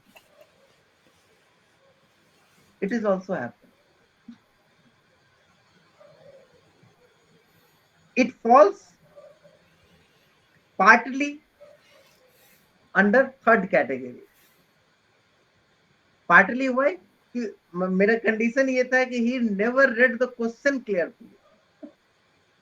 So once you read the question carefully, then again three condition is there. One is the first strategy, one strategy 2 and strategy 3. You will get marks in all the three.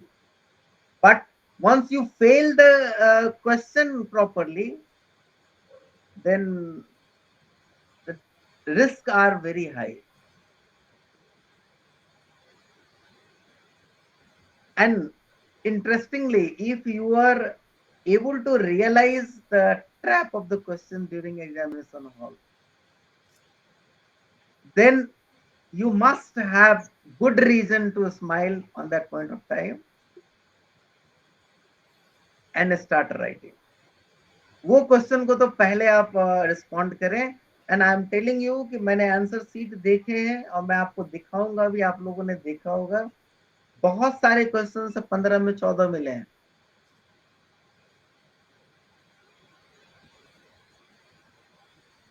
You know, जरा आप imagine कीजिए, मैं suppose कर रहा हूँ बहुत लोग victimise करते हैं कि you know one of the examiner is very notorious, वो बिल्कुल नंबर नहीं देते हैं, ये करते वो करते.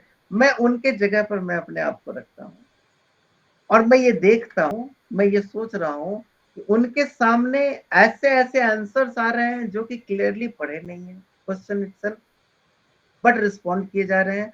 और even properly reading but properly respond नहीं किया हुआ. और उनके कॉपी चेक करते समय एक कॉपी मेरा आता है जहां हमने ढंग से क्वेश्चन को भी पढ़ा है और ढंग से आंसर भी दिया है और बिल्कुल लॉजिकल सीक्वेंस में दिया है. उनके दिमाग में क्या आएगा? Can you think it? Just imagine it कि वो कितना खुश होंगे. उनके हैप्पीनेस मोमेंट को आप जरा इमेजिन कीजिए. वाह, कितना अच्छा लिखा है. तो क्यों नहीं वो उनको मार्क्स अवार्ड करेंगे? हो सकता है ये मोमेंट क्रिएट करने में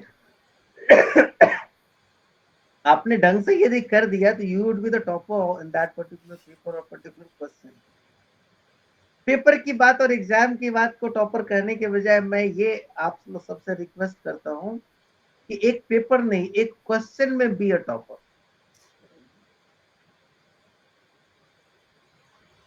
Whatever would be the question, you don't know. Take it one questions and now generalize it to the all questions.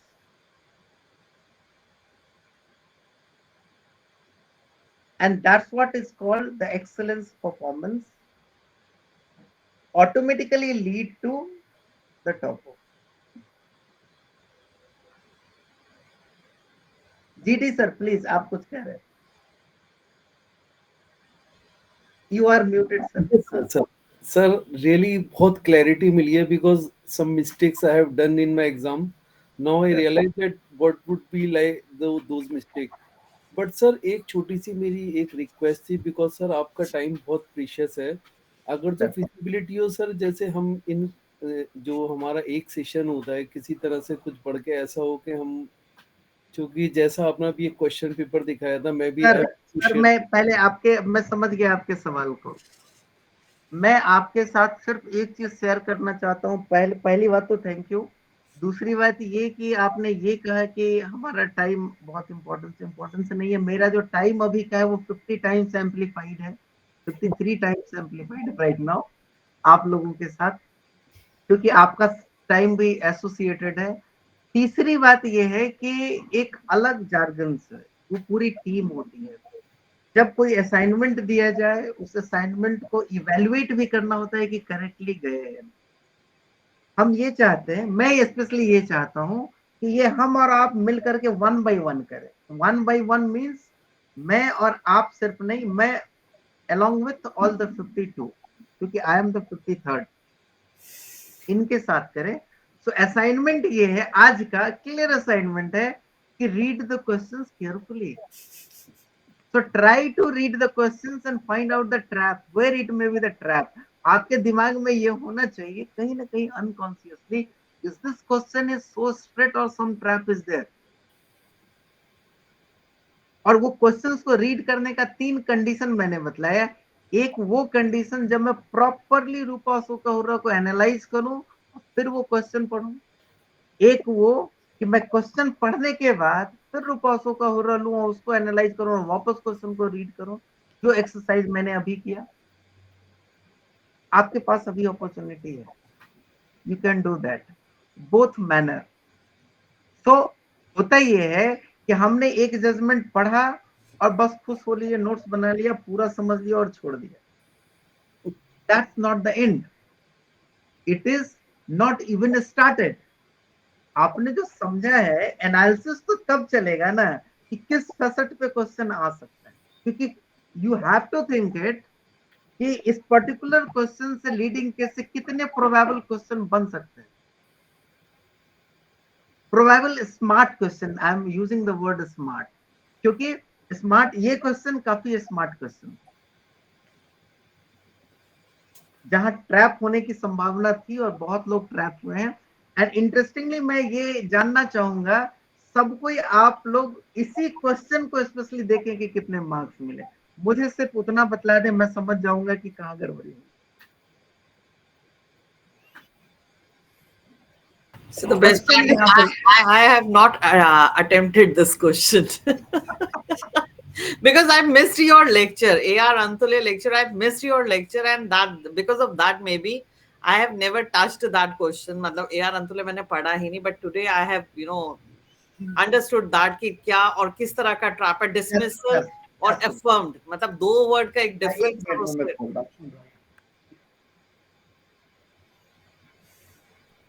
Ajay sir आपने अटेम्प्ट किया था?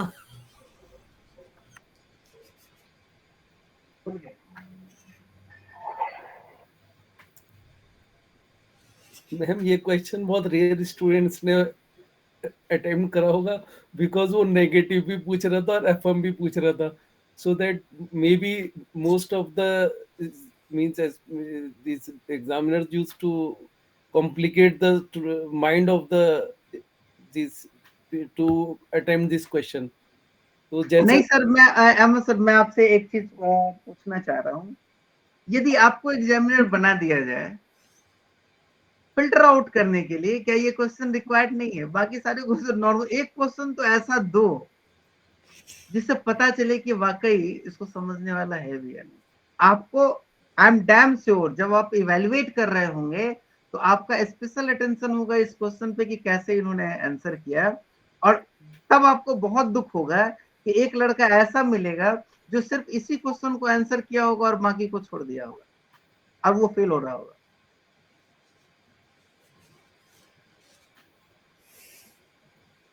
आप ये पेन लेक्चर में जरूर महसूस करेंगे एग्जामिनर का।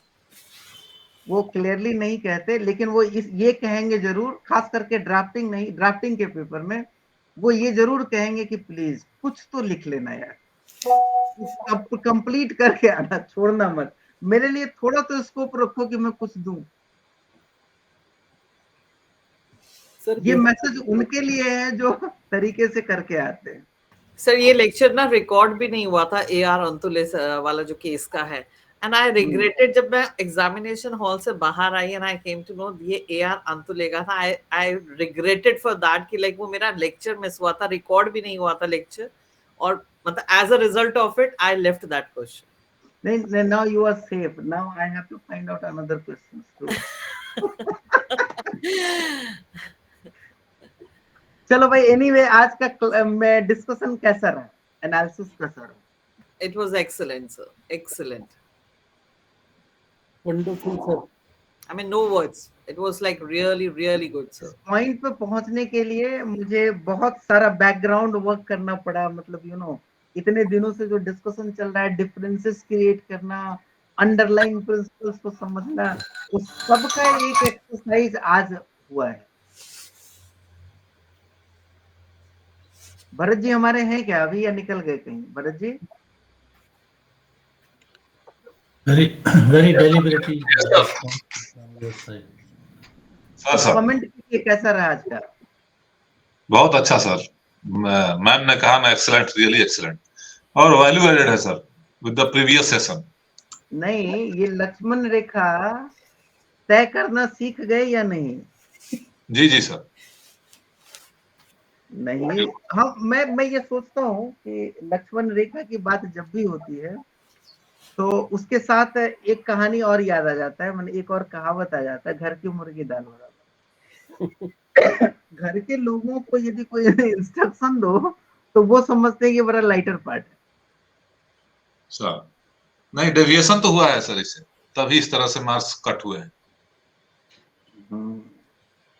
सर आपने एक बड़ा छोटा सा डिफरेंस बताया ना, अफर्म्ड एंड डिसमिसल, बस Correct. वही पे मतलब एक छोटा सा वर्ड का ट्रैप।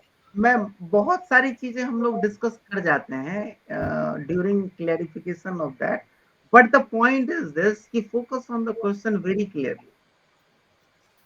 हमको लगता है कि हम तो समझ लिए, अब हम चल निकले, लेकिन जरा इस एक्सरसाइज को हम अभी ये चाहते हैं कि ड्यूरिंग अ वीक आप सब पहले क्वेश्चन को समझें, एक बार क्वेश्चन को देखिए कि आपके पास क्वेश्चन भी है और आंसर शीट तो हो ना हो, मटेरियल तो अवेलेबल है ना, हार्ड कॉपी या सॉफ्ट कॉपी में कहीं ना कहीं। So do this kind of exercise to understand the question itself, क्योंकि यदि हमने ये सीख लिया ना क्वेश्चंस को प्रॉपर इंटरप्रेट करना और समझना विदाउट बीइंग प्रेजुडिस, यकीन मानिए 80% एग्जाम की प्रिपरेशन फिनिश। मैं परसेंटेज 2/3 कह रहा हूं, 2/3 जो कि 80 मैंने कुछ ज्यादा बोल दिया, 2/3 प्रिपरेशन सिर्फ और सिर्फ यहीं पे है। अदरवाइज आप पूरी तैयारी कर लें और ये एक्सरसाइज नहीं करें, इमेजिन कीजिए कि आपका पास होने की गारंटी नहीं है। कितना आसान काम है क्वेश्चन को समझना, बताइए। पढ़ना है, समझना है, कितने क्वेश्चन है, पूरा बुकलेट देख लिया जाए, लोग यदि इमेजिन करें 2 घंटे में पूरा क्वेश्चन पढ़ लें, पूरे 10-12 साल का जितने भी एग्जाम हुए सारे पेपर पढ़ के खत्म कर। सर वो कंटेंट ही पढ़ना है ना, कंटेंट तो 2 घंटे में पढ़ सकते हैं, बट उसकी अंडरस्टैंडिंग के लिए सर आपको यदि निकलना समझने की आदत पड़ेगी ना, यदि पवन जी जी एक सर। क्वेश्चन को आप समझे, जैसे इस क्वेश्चन को आपने टेस्ट कर लिया कि यहाँ ट्रैप हो सकता है, तो आप उसी डाउट के साथ क्लियर करना शुरू करेंगे। आप कॉन्स्टिट्यूशन और स्टैट्यूट्स पढ़ते हैं और न्यूज़पेपर पढ़ते हैं, अंतर आप साफ देखेंगे। आपकी सोच और अंडरस्टैंडिंग, मैं वही हैबिट डेवलप करना चाह रहा था। एक बार यदि आप क्वेश्चन को पढ़ना सीख लिए एक सेट पे, तो वो ऑटोमेटिकली सब जगह चलेगा, फिर तो वो 3 घंटे में पूरा पेपर पढ़ लेगा। जी सर। 3 घंटे नहीं, मैं 5 घंटे कहूँ तो ज्यादा अप्रोप्रिएट रहेगा, क्योंकि 3 में कंफ्यूजन है, वो 3 घंटा लोग एग्जामिनेशन वाला समझ रहे। मैं आपके घर की 3 घंटे की बात कर रहा था, to read the entire question of the paper 1 और पेपर 2 और पेपर। जरा इमेजिन कीजिए ना कि if someone is ready to correctly capture the correct question जो पूछा गया है, उसको यदि लोगों ने कैप्चर कर लिया है, समझ लिया है, व्हाट लेफ्ट? कुछ भी वो लिखेंगे ना, ढंग से लिखेंगे, बात बना के भी लिखेंगे तो ढंग से लिखेंगे, और वो इंटरेस्टिंग ही हो।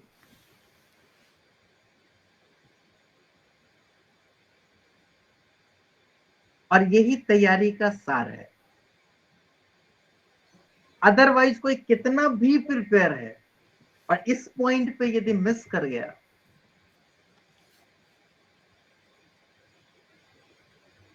आगे बोलने में मेरे रोंगटे खड़े हो रहे हैं।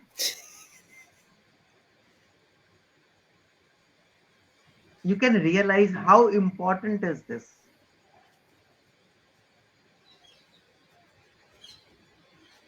और एक बात और आपको मैं बताऊं, एग्जामिनेशन हॉल में जब आप बाहर निकलेंगे एग्जामिनेशन दे करके, या फिर जिस किसी को भी दिखाएंगे जो पहले से एओआर बना हुआ है, इवन इस बार बनने वाले एओआर भी, शिल्पा जी माफ कीजिएगा मुझे, वो भी कहेंगे यार क्वेश्चन तो बड़ा हल्का था।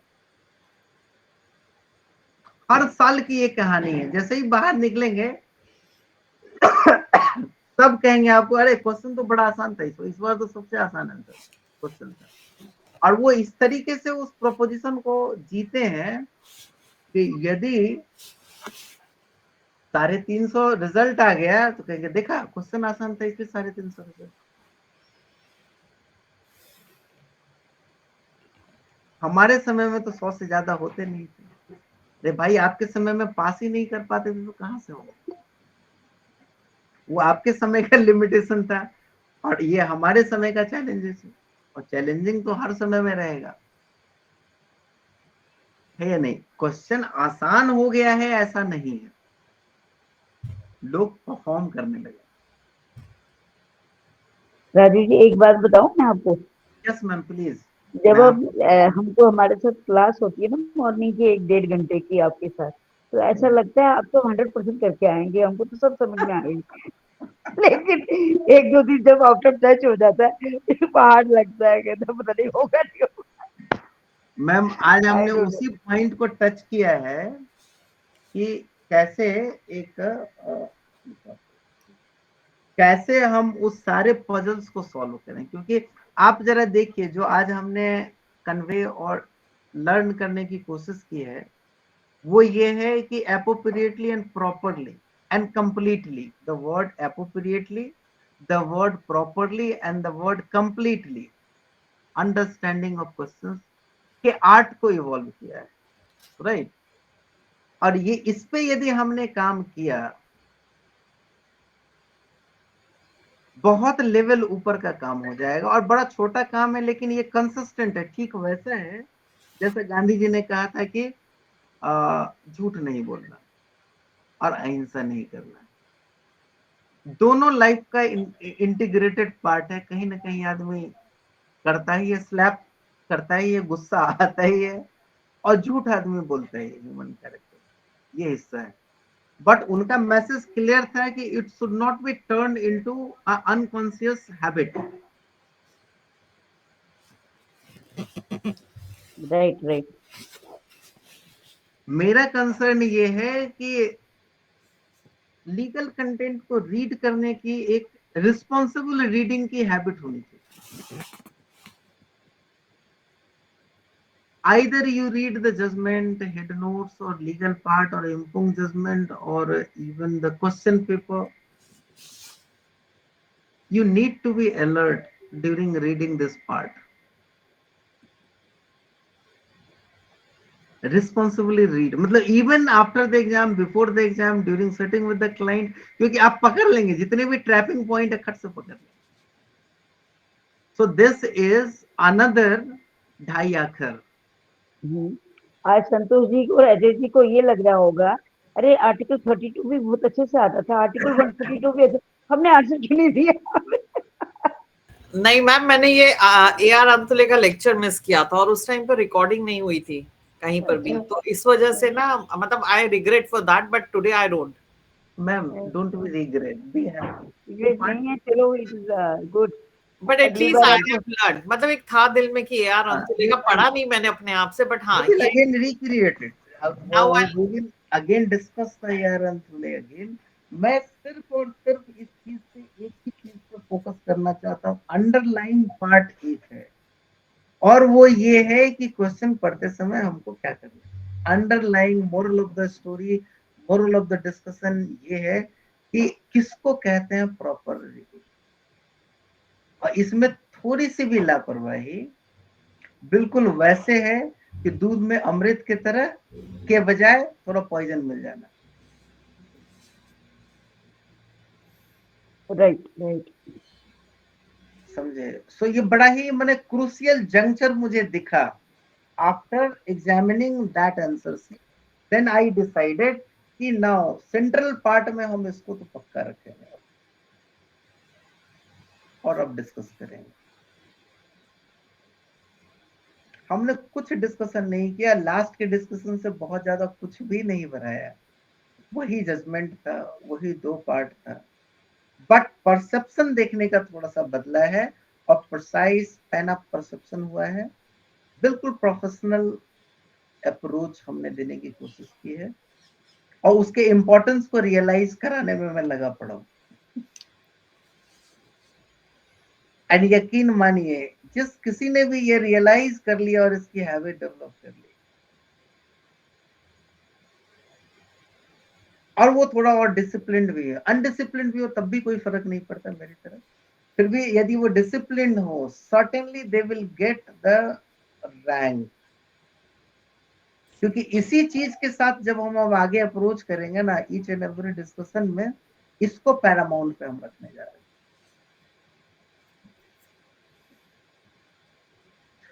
और जैसा अहमद सर ने कहा कि कुछ असाइनमेंट होने चाहिए, this assignment without being evaluation on other discussions आप अपने लिए रखिए, वो पार्ट आप लीजिए और इस चीज को टेस्ट कीजिए, वेरीफाई कीजिए एंड कंफर्म कीजिए कि how accurate you are, your own, without my help, without my help.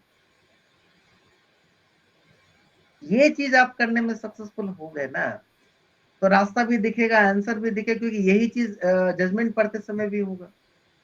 Even leading case की स्ट्रेटेजी आप अभी बना लीजिए। स्ट्रेटेजी में एक चीज तो पक्का है ना, क्रिमिनल से रिलेटेड जो भी केस आप पढ़ेंगे, जो भी लीडिंग केस में है, उसकी यूज तो आपको लीडिंग केसेस में भी दिखेगा, और एज वेल एज आपका कोई इमेजिन कर सकता है कि बिना क्रिमिनल के कोई केस के कोई एग्जाम होगा?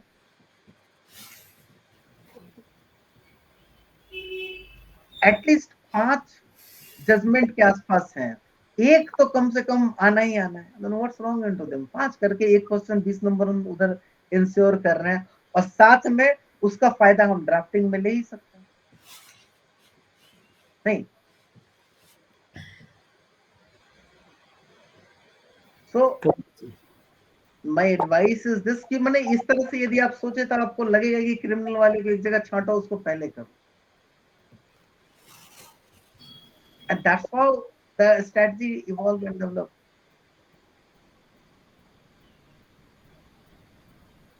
So please do the work. We'll sit again. Sir एक रिक्वेस्ट है सर, Please. सर आपकी हेल्थ हमारे लिए बहुत इम्पोर्टेंट है सर। आप, मुझे नहीं पता सर नेचुरल थेरेपीज क्या होती है, बट सर शहद और अदरक की कुछ मतलब चाय या कुछ इस तरह की चीज लें। सर वी आर हियर, मैं आपके पीछे खड़ा हूँ, दौड़ाऊंगा तो आपको ही। मैं आपके पीछे खड़ा हूँ, ऑब्जर्व कर रहा हूँ सर। तो ये बाकी दुनिया वालों को पता हो ना हो, इस तरीके की मिस्टेक्स होती है, और ये यहाँ करेक्शन से पूरा इंटायर थिंग्स करेक्ट हो जाएगा, पूरी लाइफ को एक नया डायमेंशन मिल जाएगा। वो मैंने रियलाइज किया, and that I did today. तो मैं तो हूँ ऑब्जर्व करने के लिए, मुझे काम में मत उलझाइए ताकि मैं ऑब्जर्व करता रहूं, वहां रहने में। आप भागते रहिए, हम वहां से बस पिकअप करते रहेंगे। That's what this group is for the mentorship, not for the lecture. उसके लिए बहुत सारे हैं सर, बहुत सारे कोचिंग पढ़ाने वाले हैं। Thank you Rajiv, god bless you. हाँ, ये चीज डिस्कस नहीं होता sir, that this is the uniqueness of our group, कि वो क्लोजली ऑब्जर्व नहीं करते हैं, क्लोजली आपके स्पेसिफिक प्रॉब्लम को एड्रेस नहीं करते, वो अपने धुन में होते हैं। Your duty is very high, और हम जानते हैं कि वी आर जस्ट इग्नोर्ड, तो हम लोग अपने तरीके से तैयारी कर रहे हैं, एक नया डायमेंशन क्रिएट करने की कोशिश कर रहे हैं। ठीक है sir, hello. Sir, Head note, to what extent we can use? Sorry, head notes Up to what extent we can use in during the exam? that's your own choice. You know, see, during the examination, especially in paper 4, they will give you the head notes in 2 compilation. This that much heavy compilation is there, and they will tell you after giving the questions 180 minutes is sufficient to your performance. I'll take back the copy. So how will you able to optimize that time? And this is the question paper you responded. So once you are going to the examination without reading anything, without knowing anything, so it would be the wastage of time to search, find out, and then respond to the copy.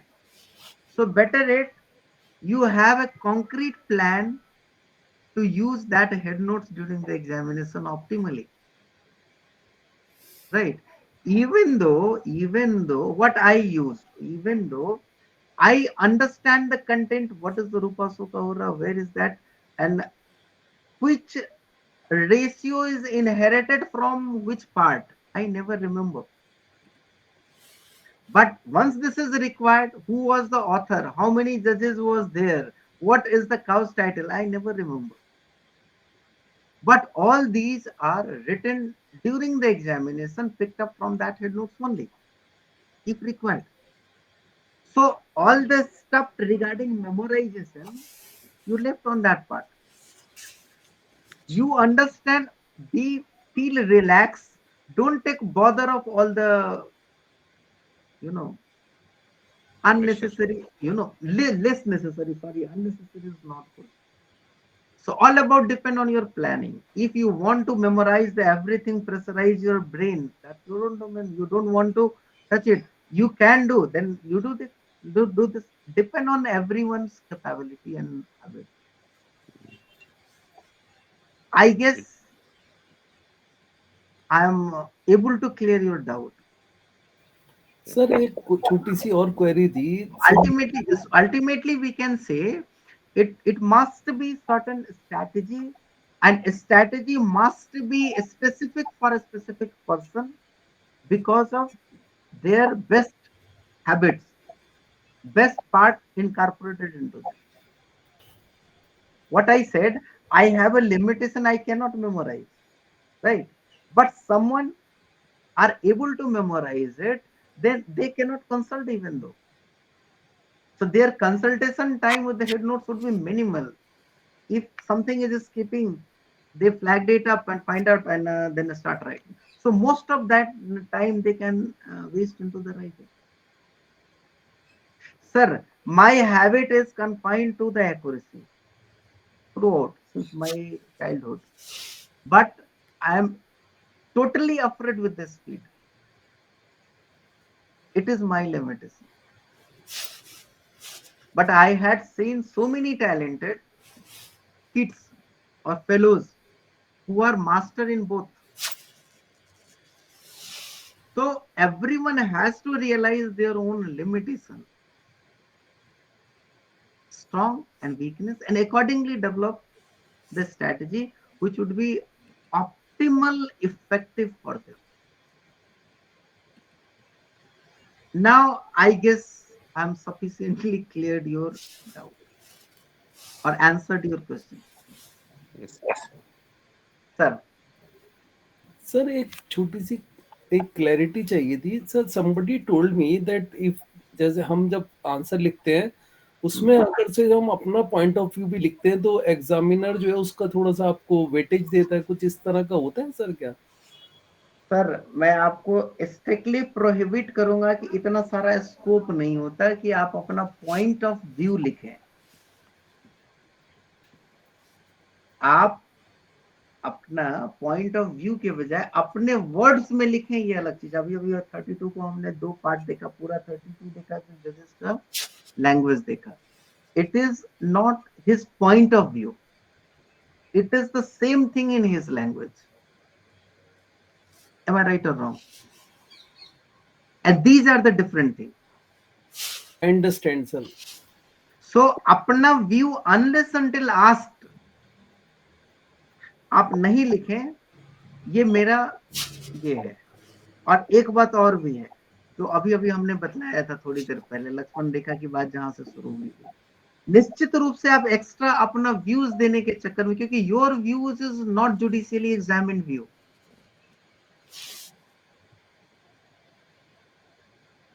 उसके pros में क्या है, cons में क्या है, वो one sided may be. Unless until asked कि certain suggestions के सेट में आपका व्यू मांगा जा सकता है. आप क्या सोचते हैं बताइए. And that scope is available in the paper 3, right. Question ये स्पेसिफिकली आपको कहेगा कि भैया अपना व्यू दो, नहीं कह रहा है तो प्लीज. लक्ष्मण रेखा पार करने की संभावना है. रेस्ट आपकी अपनी जजमेंट और डिसीजन है उस समय जो कि आप लेंगे और वहां परफॉर्म करेंगे। ठीक है, आज कुछ लंबा चल गया अजय जी, बंद करते हैं अब। Thank you. Right sir. रही सर गुड मॉर्निंग। रही सर गुड मॉर्निंग सर। एक छोटा सा क्वेरी है मेरा सर। हाँ चंदन जी बताइए। सर उसमें जैसे हेड नोट्स में मतलब काफी लोग बोलते हैं कि हेड नोट्स से कोडिंग मतलब पूरा कॉपी करके नहीं लिखना चाहिए, लेकिन मेरे हिसाब से लगता है कि अगर हमने प्रिपरेशन करा है और उसमें से कुछ देखने की जरूरत है तो we can write from the head notes also.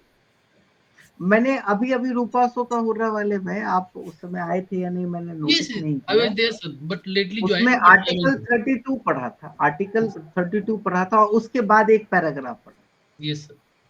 Article 32 exactly reproduction था, राइट? Yes right right. उसी चीज को रीअरेंज करके कॉमन लैंग्वेज में जजेस के व्यू थे कि yes this is this one, वो 2 लाइन लिखा हुआ था 1 और 2 के बारे में। Right sir. तो ये एक्सरसाइज आप कर सकते, एग्जामिनेशन में हेड नोट्स आपके सामने है, यस सर। उसको रीअरेंज करके आप अपने लैंग्वेज में लिख लीजिए। That Yes, would be your own view on language, your own Yes. Language understanding, it would reflect the understanding. कुछ लोग क्या करते हैं, अक्षर सा फुल स्टॉप कॉमा कॉपी करके Right, ऊपर sir, वाला right. पार्ट जिसको 32 में और उतना छोड़ दिया। Yes sir. That is not sufficient. What you understand, ये मैसेज एग्जामिनर में जाता है कि अरे यार हेड नोट्स तो था ही, वहां से उठाया यहाँ पेस्ट कर दिया, खत्म किया क्या आपने। लेकिन ये जो नीचे वाला 2 लाइन जो तो मैंने रीड आउट किया था, ऐसा कोई भी लाइन या ऊपर या नीचे आप डाल दें या वही लाइन आप डाल दें, Yes. वो बड़ा अप्रिसिएट करेंगे कि मैंने एग्जैक्टली फोटो कॉपी करके नहीं दिया ना, कुछ तो दिमाग लगाया इधर उधर करने में। Exactly ना लिखे सर, है ना? वो ये रिफ्लेक्ट करता है कि your own understanding is also there. Yes sir. तो आप क्या मैसेज कन्वे करना चाहते हैं, ये है कि आपकी लैंग्वेज है, तो वो आपको हर क्वेश्चन में 2 मार्क्स एक्स्ट्रा पक्का अवार्ड करें। ठीक है सर। 2 मार्क्स एक पर क्वेश्चन यदि अवार्ड होने लग जाए तो 5 क्वेश्चन का मतलब 10 नंबर अप, और 2 नंबर कम होने का मतलब 10 number down. I attempted question number 1. 40 या तो 50 बन जाएगा, 50 या तो 60 बन जाएगा, या फिर 50-40 पे आ जाएगा। ठीक है sir, thank you so much. Knowledge and preparation में फर्क नहीं है, प्रेजेंटेशन अगला जो स्टेज है हमारा ना, वो प्रेजेंटेशन है। अभी तो हमने ये देखा ना, लक्ष्मण रेखा तय किया, क्या करना है क्या नहीं करना है, क्वेश्चन को पढ़ना है। Next is the presentation and this is the part of present. सब कुछ में सब कुछ है, मतलब उस समय भी शायद रूपा अशोक का हुर्रा पढ़े, उसका कोई पैराग्राफ ले और प्रेजेंटेशन के तरीका को देखें। Yes sir. यहाँ लॉजिकल इंटीग्रिटी आएगी। Sir, I attempted question number 1 and got marks 10. So I realized today. So समझ में आया होगा कि आपको क्यों 10 मिला है और yes, yes. Now I realize sir after नहीं, मैं दूसरे शब्दों में चंदन जी ये कहूँ, प्लीज आप लोग माइंड मत कीजिएगा, for the purpose of motivation मैं ये कह रहा हूँ कि सबसे ज्यादा दुखद सिचुएशन में होगा ये रूपा शो का हुर्रा का जजमेंट। वो देख करके आपको चिढ़ा रहा होगा कि तुमने इतना पढ़ लिया हमको, लेकिन फिर भी मैंने तुमको फंसा लिया। I have done that mistake sir कि रूपा शो का हुर्रा यार ठीक से नहीं पढ़ा था बाबू, देख लो। In one sequence only, in one series, not in all. That is why I got 10 marks sir. Thank you sir. Examiner जो भी आपको मैंने इवन मैं आपको ये बतला दूं, जब ये प्रैक्टिस आप करेंगे और इस तरीके के क्वेश्चंस को हम लोग देखेंगे ना, तो जब एग्जामिनर लेक्चर में बैठते हैं उसी समय आपको क्लियरली पता चलने लगेगा, क्योंकि वहां भी यही छोटा छोटा फाइन पॉइंट होता है। Yes sir. इनफैक्ट उनकी लैंग्वेज ही उसी तरीके से मैंने सेट हो गई है, और जिस दिन आपके सेट हो जाएगी तो बस आप उस लेवल को अचीव कर लें। Thank you Rajesh sir, thank you sir, thank you so much. Okay, have a nice day. Thank you sir, thank you very much. Thank you very much sir. Have a great day sir. Thank you very much sir. Thank you. Thank you sir.